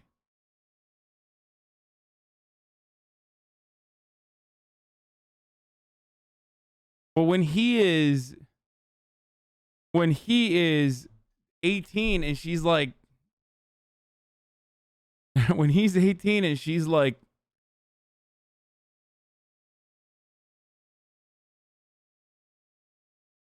how old was she? Can't do math. 42? That's wild, dude. That's wild. Proposed to her. So it can kind of be argued that Sam was not grooming Aaron, as Sam was not the active agent here. But first of all, these are statements from the couple, which means they could be skewed to deflect criticism. Now, that is speculative on my end, and I'm not trying to be speculative here, but take every fact about the relationship with a grain of salt. There's another issue though. Someone who is 19 is going to be irrational, impulsive, and passionate. That is not an insult, because everyone should be that at that age. God knows I should have been. And think about a similar situation where a high school student has a crush on their teacher. It is common and natural for young people to develop crushes on their teachers or other authority figures. When you spend a lot of time with an older authority figure who gives you attention, you can grow attached to them. Now, I know nothing about Aaron's psychology, and I don't plan to try to attempt it because this video is already invasive enough. However, the power dynamic of teacher-student, step-parent, stepchild, doctor-patient is so sexualized in media that it has become somewhat normalized. There is a sexual thrill in being with someone older and more powerful than you, and I can attest to that. God, I really need to stop writing sex jokes into these videos because my family watches these because I made the mistake of telling them I have a YouTube channel. God, that was a mistake. There's also just the simple fact that intelligence is attractive. Now, we can go back and forth all day about what intelligence means and if one age group is more intelligent than the other, but there is some truth to the idea that the older you are, the more you know. And so young people can find themselves. In Indiana, the legal age of consent is 16. When I was in high school, an officer visited my class and explained that he often has had to arrest boys on their 18th birthday because they had sex with their 15-year-old girlfriend. But when a mom calls saying that her 16-year-old daughter is being assaulted by a 60-year-old man, if the 16-year-old says it's consensual, he can't do anything about it. This country is so fucked. Hey, that's the Indiana, partner. Okay, you can't get in the way of free love, brother. You fucking kidding me? That's how it works. Just like at the top of the hour, there's a 6-second ad break, and there's nothing you can do about that. Okay? Or did you say India? No, I think she said Indiana. Okay. Now, there is one thing you can do, though. You can subscribe. For $5 or for free with the Twitch Prime, you can subscribe. And that way, you will be able to avoid the ad breaks at the top of the fucking hour. You know what I'm saying? Okay. Or you can use an ad blocker or a VPN. Here it is. Here's the ad break now. Drawn to older people, particularly authority figures, because they perceive them as more intelligent, no matter if that's actually the case. And then there's just the fact that young people are hormonal. Hormones are so pesky. Am I right? Ladies. So a young person being attracted to their superior is normal, and it happens for a variety of reasons. But in any case, the onus here is not on the young person, it is on the older person, the one in power. Aaron pursuing Sam doesn't make the relationship okay because Sam should have turned him down. She was the adult here. I mean, it's not even the age difference. The age difference is just weird, okay? It's not illegal. Just the truth. It's not. Okay? That just makes it fucking weird. The real problem is the power dynamic. He's 18 years old. This is like his first ever job in the industry. And this person is literally their boss. That's the main issue in this situation. And just because there was this connection, so they say, it doesn't mean it was all right for her to accept his advances. It was clear from the interviews that this whole thing was irrational considering their rush to get engaged before they'd even At what age are you fully capable of making relationship decisions? I mean, it's different for every single human being, right? But probably like plus 25 plus, I would say. I'd most likely say 25. 15 for me? Yeah, no. I promise you. You're probably like 18 right now if you're saying dumbass shit like that. And you are definitely still not capable of making good decisions as far as relationships goes. had a date. You know what? Aaron had the right to be irrational because he was a young man moving into adulthood, but Sam should have known better. If they were really soulmates, which is a concept I'm highly skeptical of, but regardless. Fuck it, I'm saying it, dude. Excessive age difference, 18 and 21 should be illegal. What? No, that's fucking ridiculous, dude. No, you can't. What the fuck?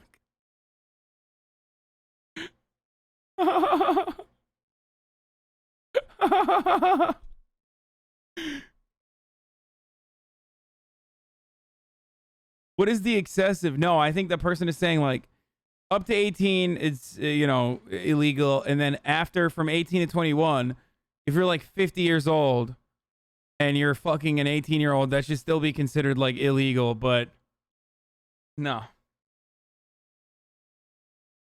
That was a 20-year-old whose 19-year-old ex is dating a 24-year-old.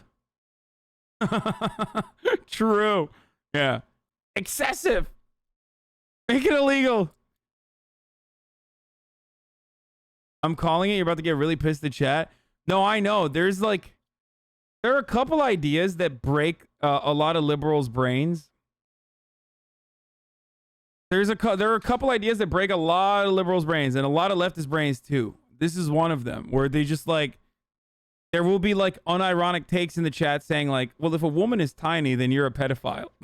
Fellas, is it pedophilic to date short women?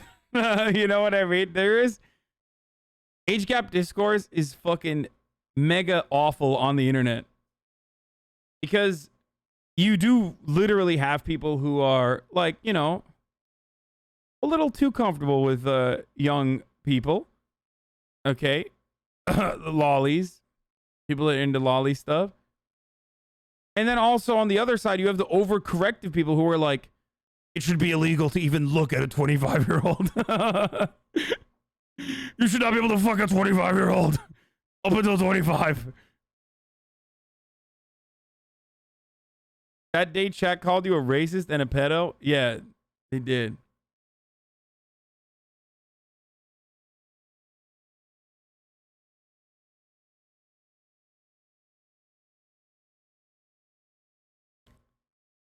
"10 years apart is pedophilia." See? If they were soulmates, wouldn't the connection have been the same a few years later when they were both more established and Aaron wasn't in a position of servitude to Sam?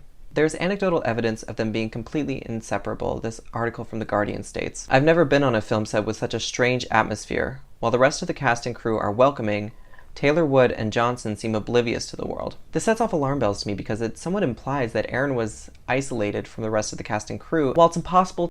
If someone exclusively dates small-framed women, that is fetishization. I'm so happy none of you guys are going to have even a crumb of power. Like, it really does make me happy that, like, in a weird way that, like, this is kind of the cycle. This is kind of the reason why the left will never gain any power. You know what I mean? Like, this is literally the reason why we will never have a crumb of power, because we get caught up and have these, like, very weird takes.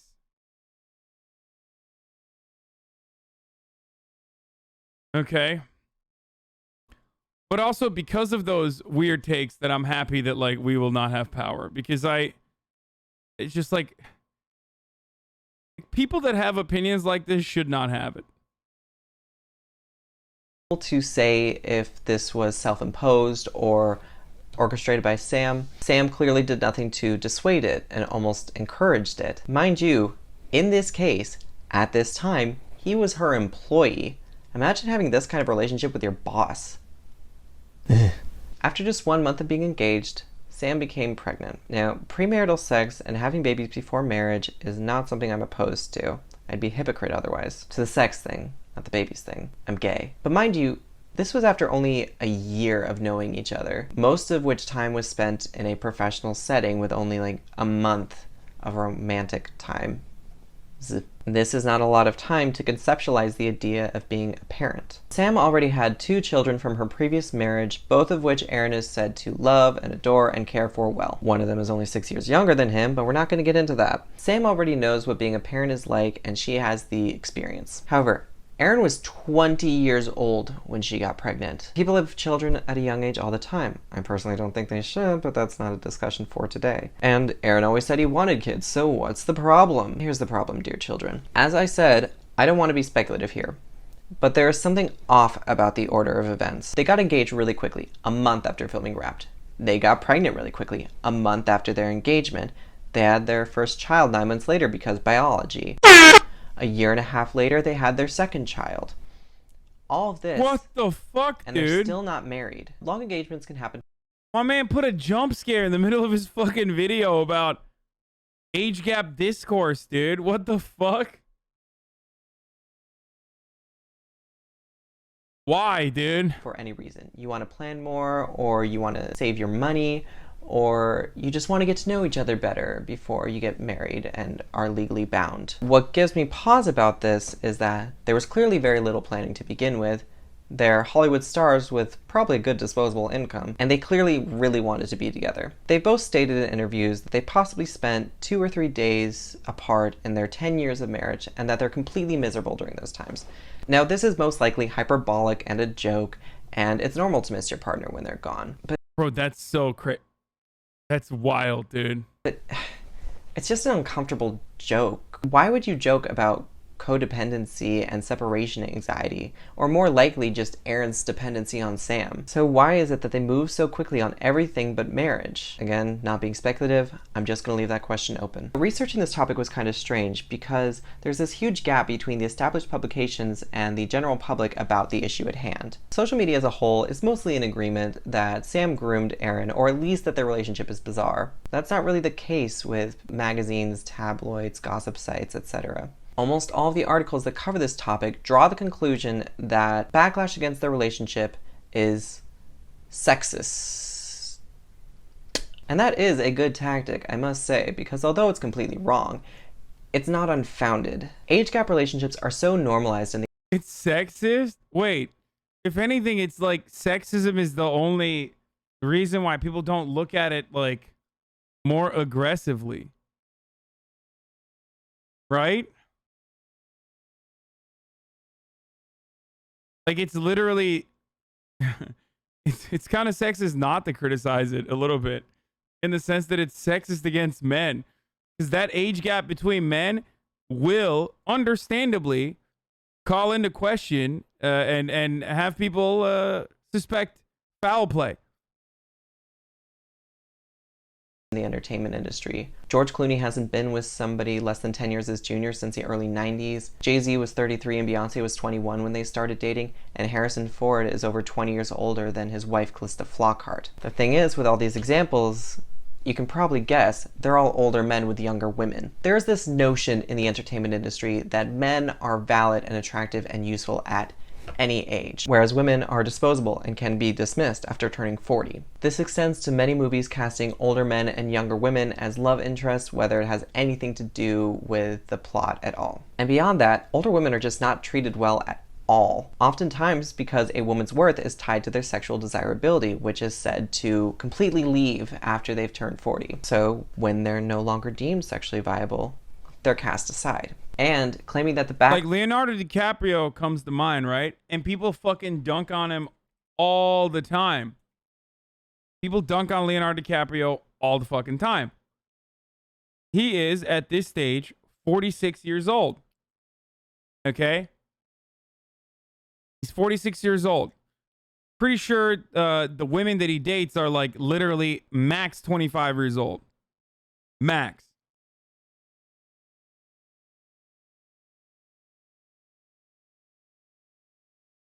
All right, real question. I mean, Scott Disick is another example that I'm thinking of.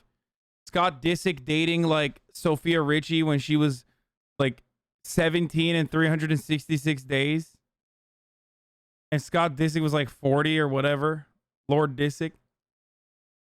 She was literally like 17 and 367 days old when they were dating.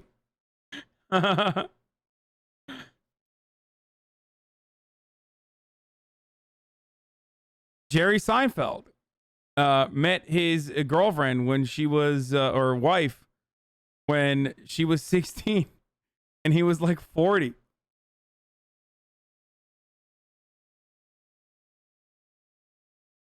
Okay, he's Leo, but I imagine girls are attracted to him. See, that's the sexist part. What do you mean? Okay, then it's the same energy with Aaron Taylor Johnson. Maybe he's into like an older lady.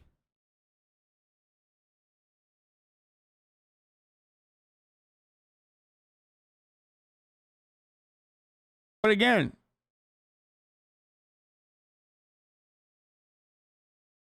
$17 and $38. But again, the point here is that it gets fucking weird as shit when there is it gets even weirder when there is a power dynamic. Like Leonardo DiCaprio's girlfriends are just like random models and shit. Okay? Leonardo DiCaprio is not like a model caster. He's just a famous guy. The famous hot guy, right? Whereas this person, aside from like the creepy age gap, was also literally the director and the kingmaker for Aaron Taylor Johnson. That's what makes it fucking weird. Also, I love that people made a chart about this. 24 to 18, 25 to 19, 26 to 20. Oh, this was all the same. That's why I was like, wow, this is, growing along. And then boom, he's 29, moves on to, I guess, Bar Raffaelli and then Blake Lively. Boop. He refreshed. He hit the fucking refresh. Boop. Went back to 20, 21, 22, 23, 24. Leo's age limit. This is so fucked up. Oh my God. This is a beautifully done graph, by the way. This is a real r/data is beautiful moment. I have to point it out. It is very well done. Boop, refresh. He hits 25. Boop, refresh. 23, 22, 21, 25. Boop, refresh. 24, 25. Boop, refresh. 20.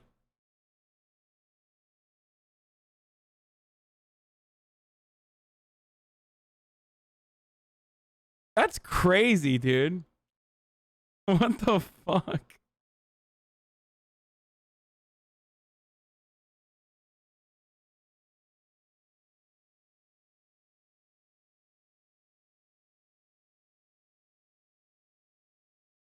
Yeah, this scares me, dude. What's gonna happen in 2023? In 2023, he's gonna be like, I mean, he's already like 48, or not 48. He's 44 in 2019, so he's 46.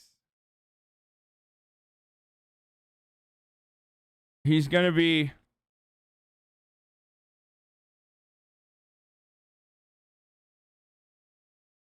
What's gonna happen? I hope he doesn't hit the refresh, dude. He's like 2 years older than you, monk ass. What the fuck is monk ass?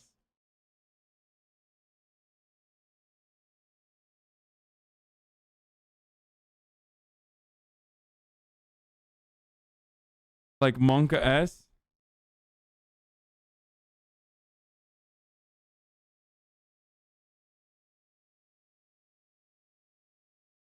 Once Upon a Time in Hollywood, nearly 3 hours long. Leonardo DiCaprio attended the premiere, and by the end, his date was too old for him. Damn, he's laughing at it, dude. Damn, look at him laughing at it. Okay, start making your guesses about what Leo said to the people at his table when he turned around there. My money is on that's funny, but could he have also said that's true? So Ricky Gervais did not hold back in his fifth. God, I hate the analysis in these shows. You know, Vincent Cassell, he was with fucking Monica Bellucci for years and then got Tina Kunake, which was 30 years younger. What?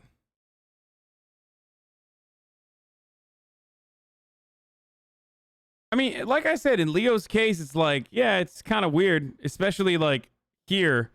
Like, this is normal, okay? Normal.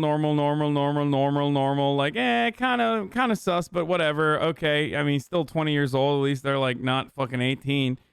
Normal. These are the ages that we do know, by the way. So the girls that he's having sex with that we don't know that he's having sex with, like, that are not public, like, okay, all right.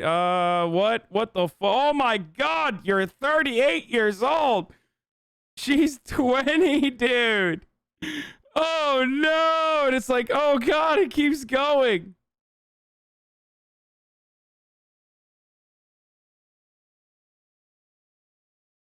"24 and 18, 30 and 20 is not normal." Okay.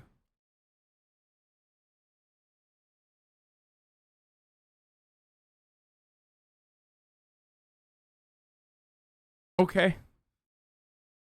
It's not normal.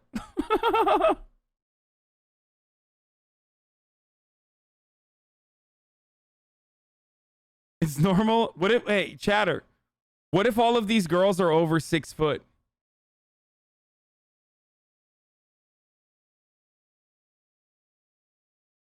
'30s and early 20s is kind of weird. I mean, it is. It's a little odd.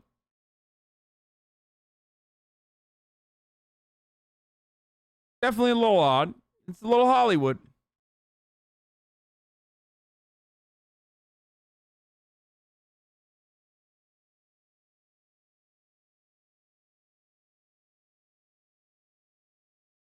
The girls he dates now do not know what dial-up internet is. Yeah. They're so lucky not to know.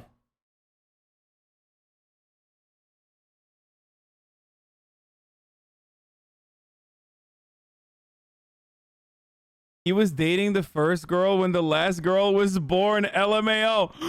Oh my God. Oh no.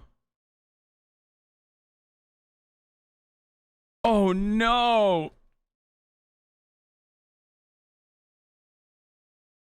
I think a good way to figure this stuff out is like, do you know what 9/11 is? Like, do you remember 9/11? If not, Leonardo DiCaprio should not be dating him.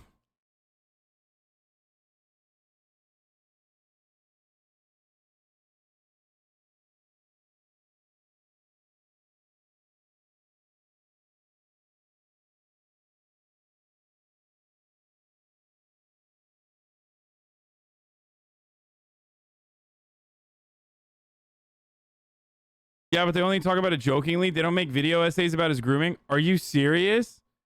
You think people haven't made video essays about Leonardo DiCaprio's grooming?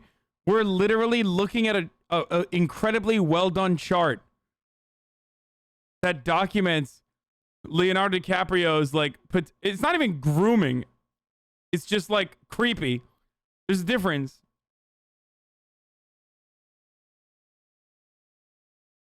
The reason grooming is a very specific thing that you say, okay?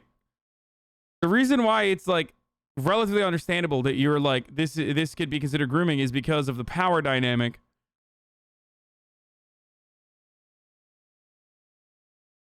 Leo shouldn't date any girl who doesn't remember the OJ trial. You do understand Chad is telling you you can't fuck these ages because you're about to be 30 law. But yet I'm sure even after you hit 30, your chat that's in their 20s will most likely give you some, even though we just had this conversation.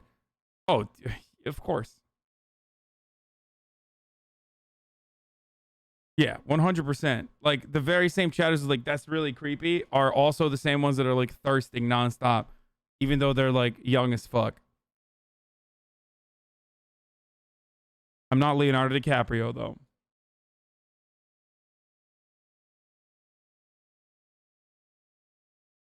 He met his 22-year-old girlfriend for the first time when she was 10. What?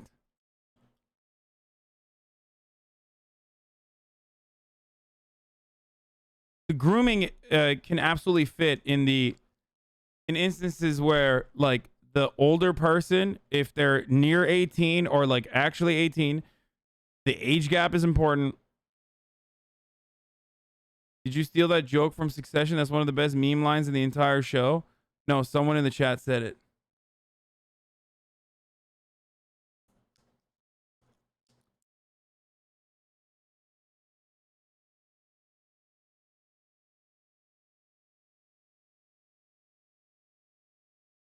I'm literally 21 and asked you on a date. I'm still waiting for the date though, Puggo. I mean, y'all can thirst all you want. It just doesn't mean I'm gonna act on it. You know what I mean?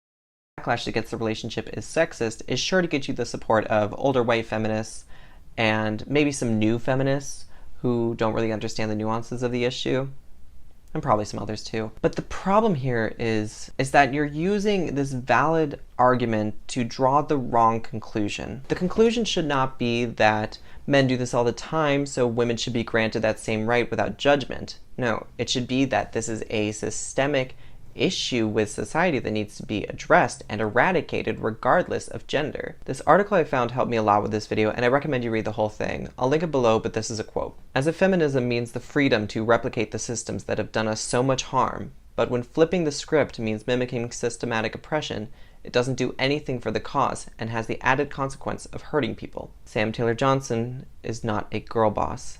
She's an abuser. Access to children should not be a reward for breaking your own glass ceiling. I want to add one more layer of nuance to this. I've got a whole onion at this point. There are abusers that know exactly what they're doing. They are hurting and manipulating and torturing these people, and they have no intention of stopping. I think this is what a lot of us like to see abusers as. Villains. Because a villain is simple, and a villain can be defeated. But abuse is not that simple. And in this case, it's very not simple. Abusers can often be completely unaware that they're being abusive, either because they were socialized to see abusive behavior as normal, or they've been abused themselves and don't really recognize it as such. I don't believe that Sam is being intentionally abusive. I don't believe that she can see anything wrong with her relationship with Aaron. And I believe that Aaron feels the same way. And that's what makes this so tricky. Because if they're both so resistant to the idea that their relationship is inherently toxic and abusive, they're never going to examine it to understand that it's unhealthy. Even if they do get divorced, which is a big if, it's not going to change much. It will be a victory for Aaron and his fans, but it won't signal the end of grooming. Or maybe them getting a divorce will topple the patriarchy. We can only hope. So this relationship is not as simple as Sam is abusing Aaron, Aaron should leave Sam. That's what it boils down to, but there are so many intricacies regarding age, gender, intentionality, the timelines, etc. And reducing the situation down to its bare bones does nothing but give Sam and media outlets an excuse to call these accusations sexist and outlandish. I mean, they're gonna do it anyway, but let's at least make it harder for them. I want to take a moment to talk about the opposite side of this debate, particularly Twitter. So I stated in the beginning that Aaron Taylor Johnson's name started trending on Twitter after divorce rumors started circulating. Dude, stop asking the same question over and over again. Is it grooming if you're a teenager while shifting? Yes, it's still... Stop. It's not funny. And I look through many of the tweets, and it's, Why is it weird if a 20-year-old is interested in a 30-plus-year-old adult, grown adult, right? At that point, it's like I said, the closer you get to 25, the less, like, weird it gets. Once you're 25, it just, like, literally doesn't matter.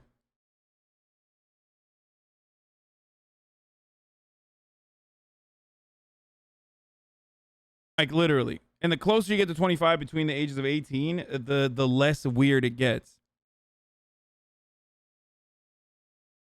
Unless there is some other circumstances, kind of like,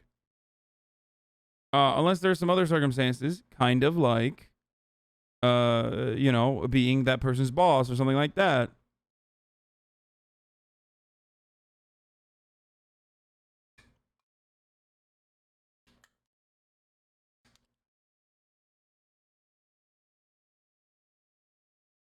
Leo happens to hit that 20 to 25.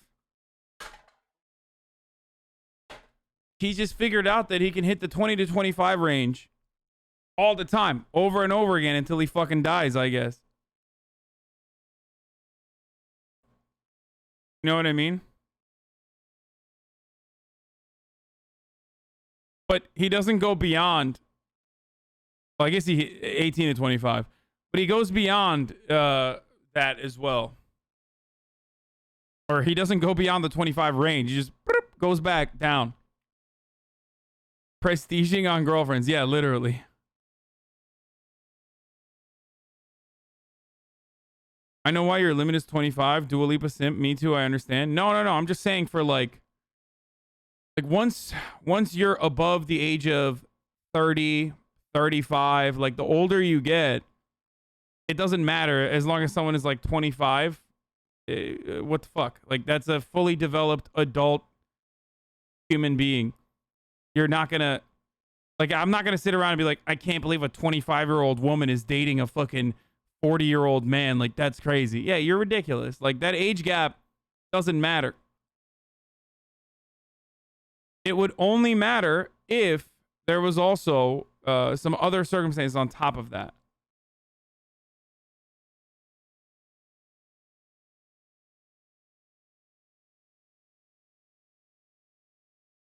Once you turn 30, will you have to stop looking at nudes that 18-year-olds send you? I mean, I don't know who the fuck is what? What do you? It's like such a ridiculous question. Like, yeah, I'm gonna do that. Okay, there you go. Like, if a porn star is like 18, 19 years old, I will not fap to it. Okay, you have my promise. I will make sure that I know the kind of sex work that I'm consuming is ethical.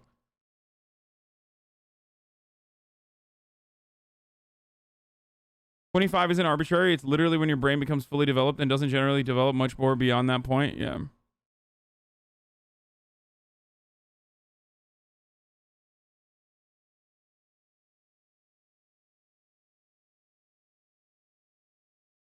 $25 dating a 40 is weird, man. Come on.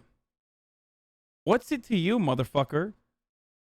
Once you've been literally fucking actually paying taxes and shit, like, you're gonna tell a 25-year-old they can't date someone?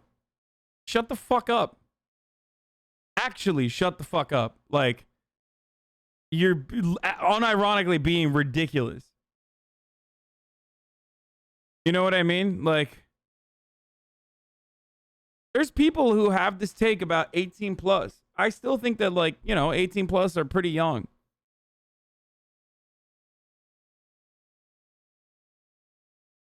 As a matter of fact, here's another point. When you're 25 years old and you're dating like a 65-year-old person, oftentimes the role is reversed, where they will assume that the younger person is more predatory than the older person in that power dynamic. Absolutely zero people, I assume, are going, oh my God, I can't believe this 60-year-old really swindled this 25-year-old.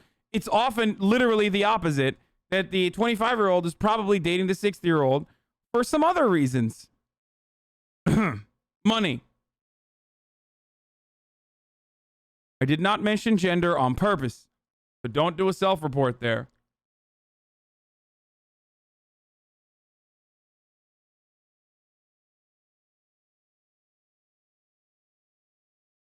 You understand what I mean?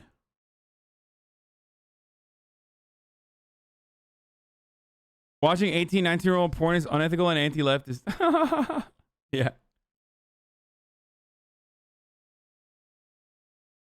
It's interesting. Now, this has been said many times about Twitter, but it's possibly one of the worst places for discourse. This is primarily due to the character limit dissuading nuance and the algorithm favoring inflammatory responses over careful argument. Twitter is overwhelmingly against Sam Taylor Johnson in this, and I do believe they have the best intentions, but the delivery is iffy. The streets are finally saying Aaron Taylor Johnson is finally getting a divorce from that crypt keeper. Y'all better not be playing with my faint young and extremely fertile Hart. I know Aaron Taylor Johnson was spotted with his hag wife again, but I'm not giving up on their divorce. This how everyone finna fight over Aaron Taylor Johnson when he finally get divorced. Crying emoji. Aaron Taylor Johnson and his wife. Waiting outside Aaron Taylor Johnson. It's kinda fucked up. At this point, it's like...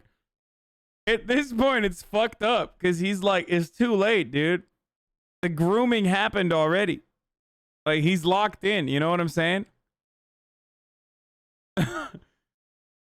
It's literally like, he's fucking 30, dude. He's 30 years old. You're like roasting a 30-year-old for being in a committed relationship with like a 50-year-old. You know what I mean? It's done. I mean, good luck. You can get upset all you want all day long, but like, at this point, it's like you can't. you're just being kind of a dick at this point. House to make sure those divorce papers arrive. Anyone want anything? No, wait, I heard that Aaron Taylor Johnson is getting divorced, and there's a meme of a black woman because that's all that Twitter is now, and a known transphobe, so I'll be there for him with open arms and open legs and an open mouth. First glance, these aren't too egregious, right? They're little jokey jokes in celebration of them possibly getting divorced. But there's two main issues here. One is that some of them fall back on sexist words like hag, which I don't think should be used to criticize an older woman when there's so many other valid reasons to criticize her. But those aren't the ones I'm really concerned about. Aaron Taylor Johnson is an attractive man, and I don't think that's a controversial statement. So of course he is going to have people crushing on him online. And that's kind of how it is for attractive public figures. However, there's a line here that people... What? Sarah Paulson is dating someone 32 years older than her? And nobody thinks it's weird that they started dating ages 40 and 72? Yeah, like, you can't. Like, what, you're gonna tell a 40-year-old woman she can't date, like, someone 30 years older? Like, good luck, dude. I mean, seriously, she's fucking 40. Like, what are you're telling 40-year-old women what they can and can't do? Bro, it literally does not matter. It fucking does not matter. I do not give a shit if the person is 80. I do not give a shit if the person is 100. If you're 40 years old and you're fucking dating someone, and I feel the same way about 25 too. Like, 25 for me is the cutoff point. Anyone who's like, oh my God, I can't believe you fucking dated a 25-year-old. Like, what is it to you? What is it to you? I don't give a fuck if the person is 100 years old and if the guy's 100 years old and the girl is 25 years old. I still don't give a fuck. Obviously, what's going on there is a little bit different than our understanding of a traditional relationship. But like, what are you gonna police a 25-year-old's relationships? Like, you're fucking insane. The only reason why this is more spicy as a story, and I keep repeating myself, is not because he was 18 and she was 42. That's fucking very weird. Okay, it is weird. Very, very weird. But most importantly, because she was the director of a movie that he was literally starring in, and he was the first, that was like his first job. Okay?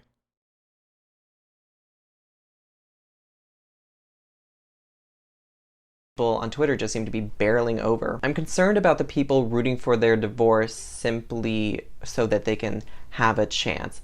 And I know that this is a joke, and I know that they don't really think that there's a possibility of them dating or whatever. However, instead of arguing that he should get a divorce because he's been groomed and he's a victim, they argue that he should get a divorce so that they can have a chance with him. And as also, even no matter what happens, like 18 plus, no matter what happens, I consider it weird, but that doesn't fucking change the reality that one, it's legal, and two, there could be other circumstances that you don't understand, like that we just can't comprehend. We oftentimes do literally infantilize anyone between the age of like 18 to 25 to a ridiculous degree. Okay? Which is why I think the 18-year-old age of consent is good. Good. It's good. It's not perfect. You can't have a perfect age of consent. It's good. Like, in some instances, people will advocate to make it higher. In some instances, people will advocate to make it lower, and that's kind of weird. Okay, don't fucking do that. It's definitely weird. Okay, it's a weird thing to advocate for. Age of consent being 18, solid. Okay, not perfect, but you can't make it perfect. Just can't. As a result, they resexualize him in a different context. I don't believe that this is their intention, but in these tweets, he is treated as a reward rather than a human being. Human beings are not sexual commodities to be passed around. This is objectification, and there's another layer to it because it's done in the name of helping a victim. I said earlier that I hesitate to make this video because I didn't want this case to seem like the most egregious one. And while that is true, I have another reason. Aaron Taylor Johnson is a human, meaning he's complex, he has layers and feelings. I know, it's really hard to imagine. And he has stated on multiple occasions that he is uncomfortable with the speculation into their relationship. I mean, Sam has too, but I don't really care about her. And that is a valid feeling for him to have. Even if you think somebody is in a bad situation, they have every right to feel like they're being intruded on. However, there comes a point when the problem becomes bigger than just this one relationship. If Aaron ever does see this video, which is incredibly unlikely, but regardless, if he ever does see this video, I do apologize. It should be 25? No, I don't think age of consent should be 25. That is like a completely psychotic take. I'm just gonna let you know again. That is literally the most psychotic, puritanical fucking take. Nah, fuck it, dude. Make it 35 while you're at it. Make it 55, dude. Age of consent should be 55. Like, 25 is actually unironically fucking insane. Okay? That's crazy. That's actually crazy, dude. What the fuck? Age of consent 25 with Romeo and Juliet laws? No! No! No, not with fucking Romeo and Juliet laws, dude. What the fuck?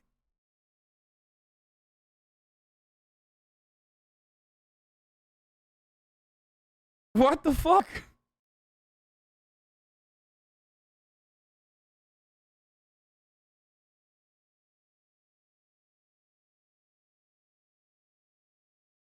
Age of consent should be different for each person. Random number generated. Let's go. Yeah. Yeah, make sex illegal across the board. Apologize for the things I've said that have made him uncomfortable, but I think the difference is, like, you can have consensual sex after the age of 18, but it might be like, you know, under weird circumstances. And this is like a gray area that will always exist in sex that people often will immediately regard as like, oh, that's just rape. Like, we have very black and white opinions on these sorts of issues on the internet. And it also feels good when you have a black and white issue on a subject like this, because then you're like, the battle lines are drawn. And I have my, you know, I have my point of view and everyone else has my point of view and it's great, like, whatever.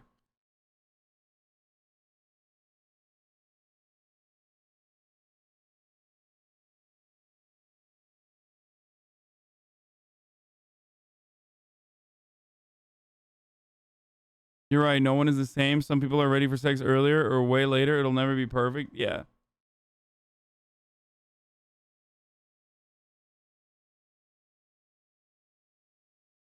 Weird, because people from Germany say we oddly infantilize people around 16. It's something culturally normal here to be pretty much an adult at 16. Not saying I agree. It's just weird how other cultures see it. Not including more extremist views. this is an inherently uncomfortable topic. I've said multiple times so far that I don't want to be speculative with this video. I wanted to present the facts of their relationship and say what I thought was wrong with them. There are aspects to this relationship that I can't prove that just seem off to me. Like how private they are, the fact that she seems to dominate every interview, or the fact that he looks at her for approval. Age of consent is 15 in France, and they keep trying to lower it. Yeah, that's France, bro. They're on some different shit.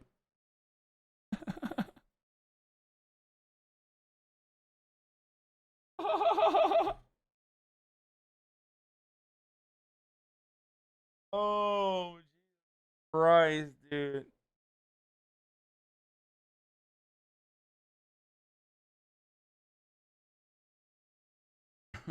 Who the fuck's trying to lower age of consent if it's 15? Oh my god.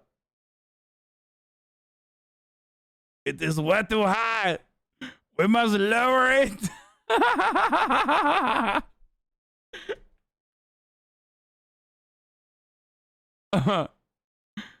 Oh, Jesus Christ.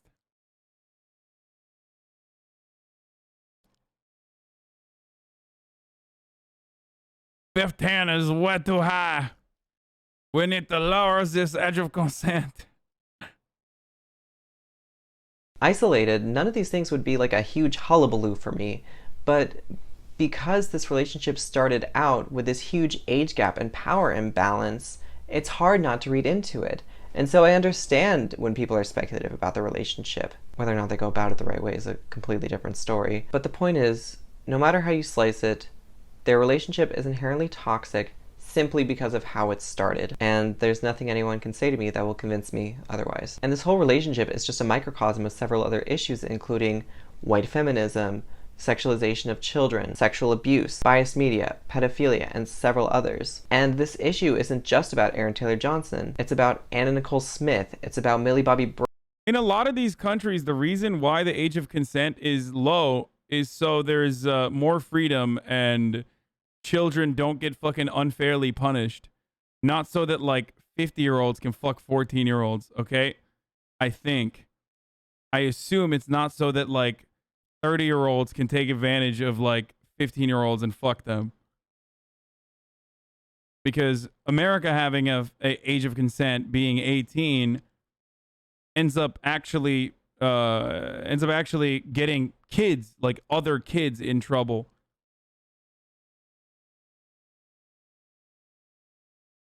Maybe I'm being too nice though. I don't know. But that's my suspicion.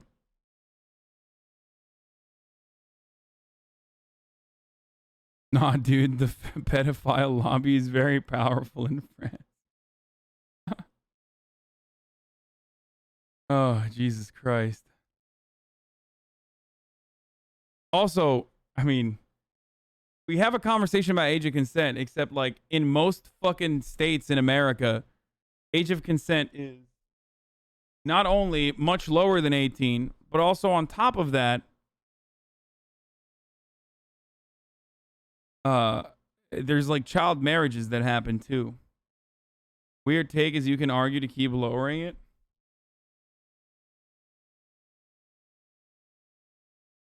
The video author made a good point, and it's the issue of commodification. While I'm against pedophilia, the state enforcing laws on sex relationships doesn't remedy the root issues that lead to pedophilia and a slew of other sexual issues. That being said, at the current state, I feel like jail sentencing is the only immediate solution to pedophiles. Yeah, I agree.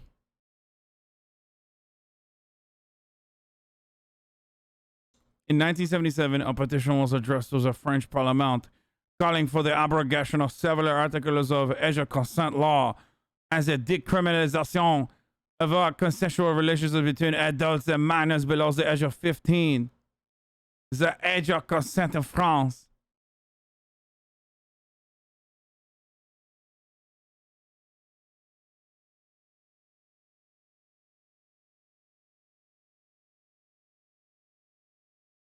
Kids getting in trouble is why there's courts to interpret the law? Yeah. That's what I mean.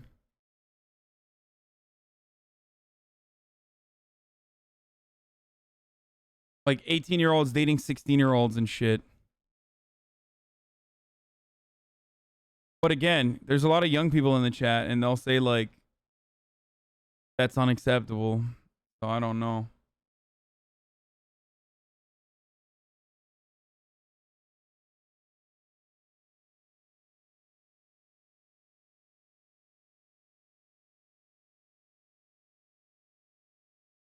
Brown, Suni Previn, Anthony Rapp, these people who have been abused and sexualized by the media and the system. I have very little faith they're going to get a divorce. They've been together too long without any serious issues, so what's the point of this video? I guess I just wanted to add more nuance to the conversation, because when the only place getting heated about their relationship is Twitter, chances of nuance are low. Sam Taylor Johnson is a predator, whether she knows it or not. That needs to be said, and it is not negotiable or debatable. I would also like to add, please don't harass them. I don't even know how one would, considering neither of them have social media. But if people go and spam their email or call her a hag or whatever, then there's a possibility I won't get to make more videos about sexual assault and Marvel. And 4 years max, so basically if you went to high school with them and a sex ed class.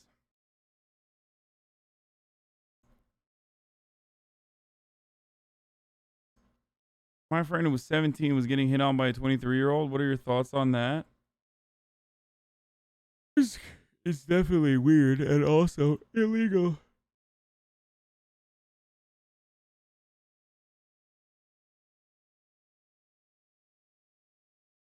For a reason.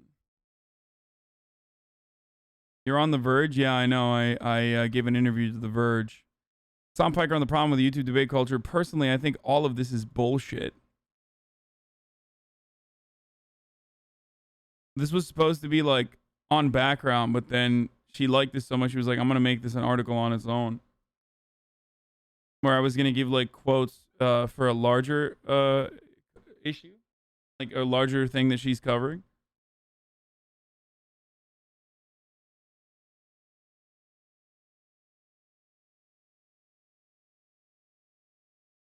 I literally heard someone say your age divided by 2 plus 7 and you're in the clear back in high school. I mean, wait, why are you hustling that? Your age divided by 2 plus 7 is literally like, that is the metric for how certain things aren't weird. It's if you're 18, like if you're 17, it's, or if you're 20, that's still 17. 17 to 20 is not that weird.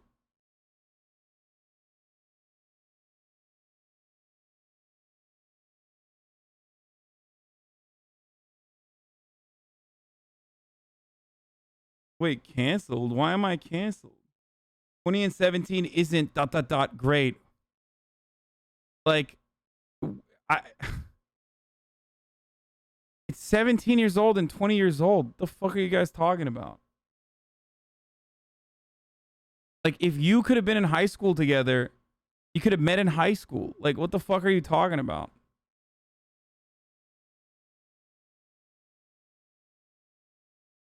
If 17 to 20 is not okay, then why is 18 and 21 okay? Or do you guys think 18 and 21 is not okay either? Like, this is what I mean. Like, what are you guys talking about?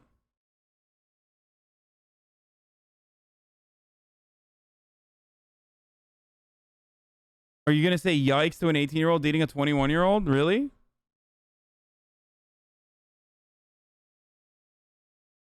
Or are you guys saying that because of Carson? Well, the reason for Carson is entirely different than just like 17 and 20. I talked about this back then too, when that shit first popped off.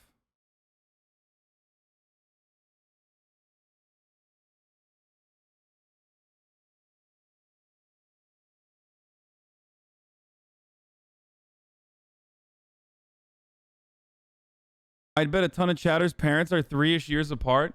That would be very weird for me, at least. I don't know. My mom and dad age difference is 10 years. It's most Turks have a 10-year age difference that I know, at least in my immediate family. So I'm actually surprised.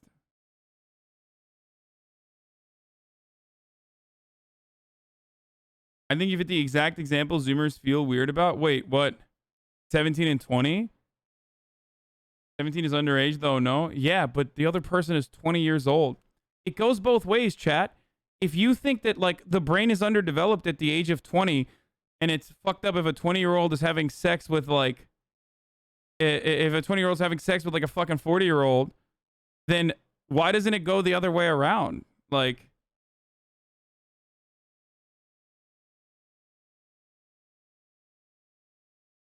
your logic is odd, but it's fine. No, it's not.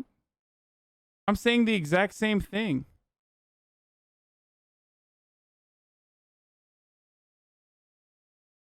It's even less developed as 17. No, I understand that. But like a 20-year-old, if you're saying a 20-year-old is a kid and is going to get like, if a 20-year-old's a kid and is going to get groomed by an older person, which is what a lot of people make, which is what a lot of people are saying, then the 20-year-old still has an underdeveloped brain. If you're under 25 in the chat, your opinion means nothing. Yeah, I mean,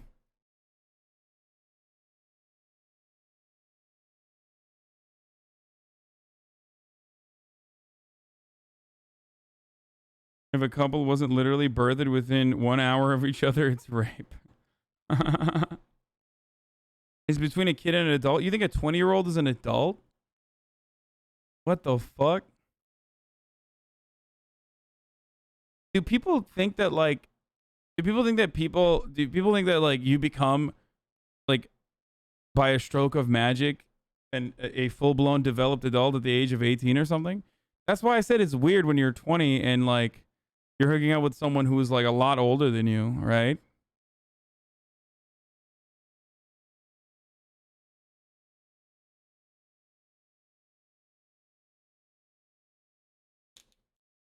I don't know.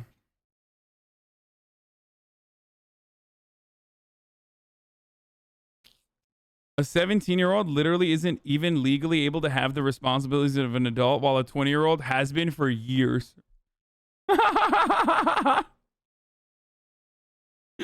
Yeah, dude. When you're 20, you've been an adult for 10 years.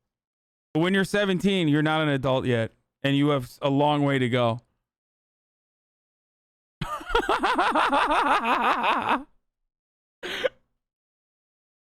Don't you know that's how it works?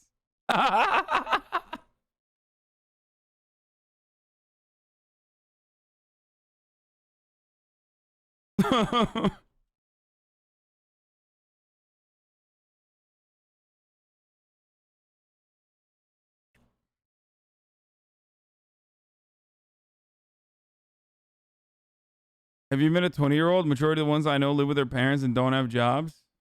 Yeah. They want to arrest kids dating in high school if one turns 18 during it. Yeah, literally. Lock them up.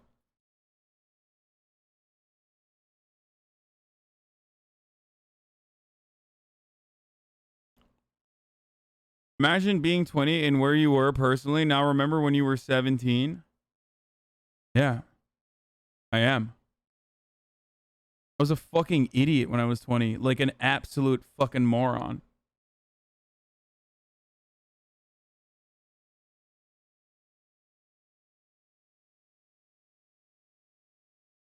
"17 and 20 is the literal thing that borders the line of uncomfortability for us Zoomers. It becomes a weird discourse. Then why is 18 and 21 okay? Maybe I'm too old. And I just like, for me, like a 20-year-old is very young. And so is a 17-year-old. From where I'm standing. Do you see what I mean?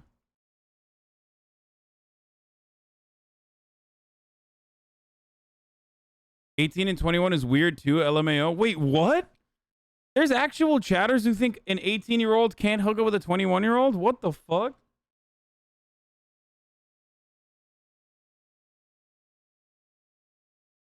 Wait, why? Wait, why not? What the fuck?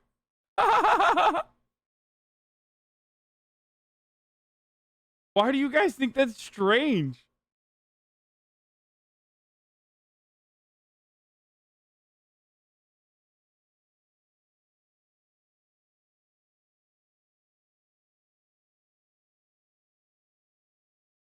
That's so wild, dude. What the fuck? I didn't know there was a lot of Zoomers who felt this way. I'm learning a lot. The older you get, the shorter the distance feels, while the younger you are, the less life you've lived, so it feels closer. I think it's because you have put the legal age on 18, so that makes you an adult, but I know 30-year-olds that are still children. I mean, that doesn't matter. Do you guys want to go into a college campus and just like literally arrest every person in college? Because if you have a problem with a 18 to 21 age difference, like you literally should lock up every person in college. Like every girl and every boy in college should be going to jail. Which ironically is not something that I would assume a leftist community that is like anti-aggressive punitive measures would be an advocate for. I think most people just start thinking 18 should be the starting point unless the relationship started when they were 15 or some shit. Like 18 to 20 is fine, but 18 to 16 is weird. 2-year difference though. I'm not saying I believe this. Why? I think it has to do with how young people are perceived. Like what the fuck? An 18-year-old and a 16-year-old hooking up in high school is literally not illegal, I don't think. And I didn't even know that the people were saying that this is unacceptable. Wait, what?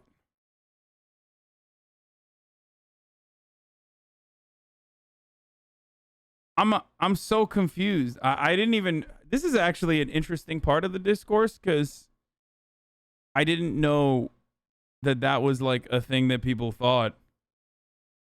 Both 17 and 20 and 18 and 21 is weird.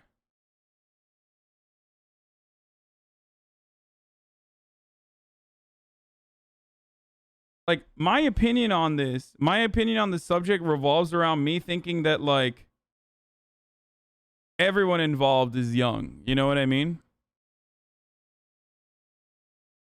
Do you guys think that, like, people that are 14 don't have sex with other, like, 14 and 15-year-olds and stuff? Like, what? Like, do you guys think that, like, people only have sex once they hit 18? Like, how does that work?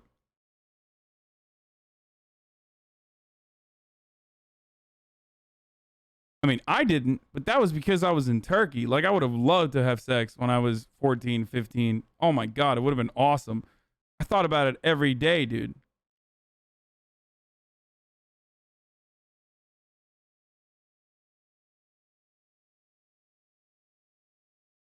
Zoomers are having sex later than other generations? Damn. That's cool. I mean,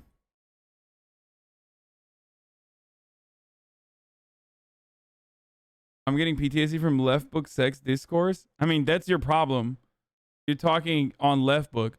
They're either hypersexual sex pests who are masking their fucking hedonistic desires that are probably illegal by taking on a sex positive attitude, or they're like super draconian, super puritanical, anti-sex individuals who want to subject people to their own lifestyle choices and are masking those anti-sex opinions that they have because they're either terrified of sex because of personal trauma or other reasons, and they just don't want anyone to do it. And they're just hiding it by taking on this like measured stance against, you know, defending children or some shit.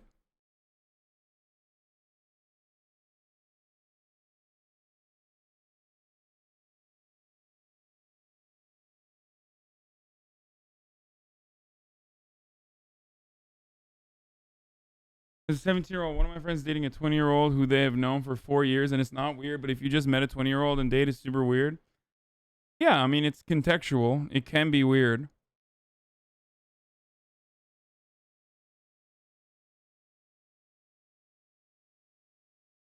I was 15 when I lost my veganity. That's crazy. You were a vegan before 15, and then after 15, you're no longer vegan? Since then, I'm pretty chill about sex is an everyday thing that happens at 23. Damn, imagine being a vegan until 15 and then losing your veganity.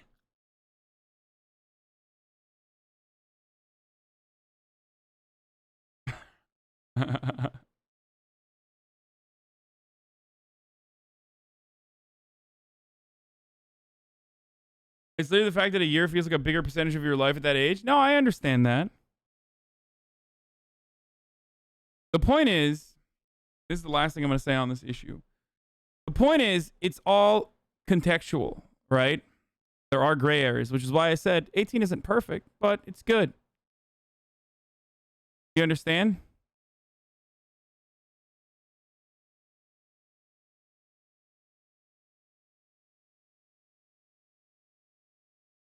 Just like the top of the hour ad break is perfect and also good.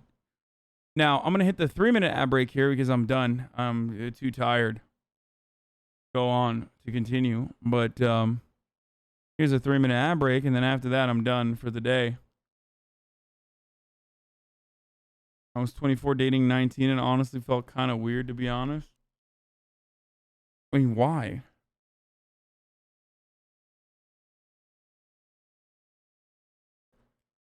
Bro, how all getting laid at 15? I'm about that age and could never do something like that. I mean, these are fortunate individuals, brother, trust me. Tomorrow, I have a roast. I don't know exactly what time it's going to be, right? Because today's Tuesday, right? So tomorrow I have a fucking roast. And, goddamn, I gotta write some goddamn jokes, dude. The roast of HasanAbi's at 1 p.m. Pacific. So get excited for that.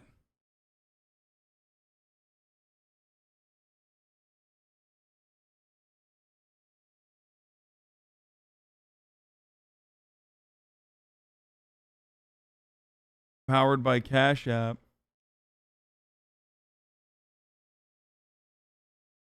You were serious about never gaming? How view count frogs killed gaming? No, that's not true. I'll return to gaming soon. It's just I haven't seen a game that I enjoy playing in a while.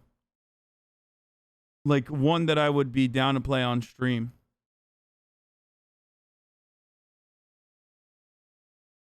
Isn't Austin doing Lover Host tomorrow? No, we're doing a roast tomorrow of me. And in person.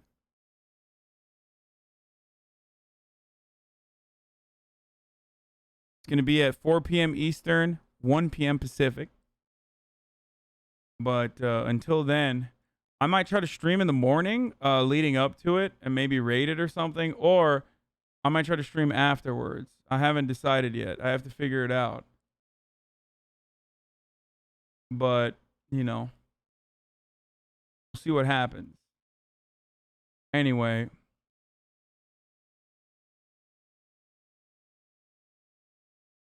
On that note, I will be rating my favorite TikTok Fortnite streamer.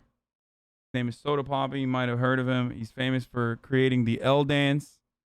And I will see you tomorrow. Bye-bye.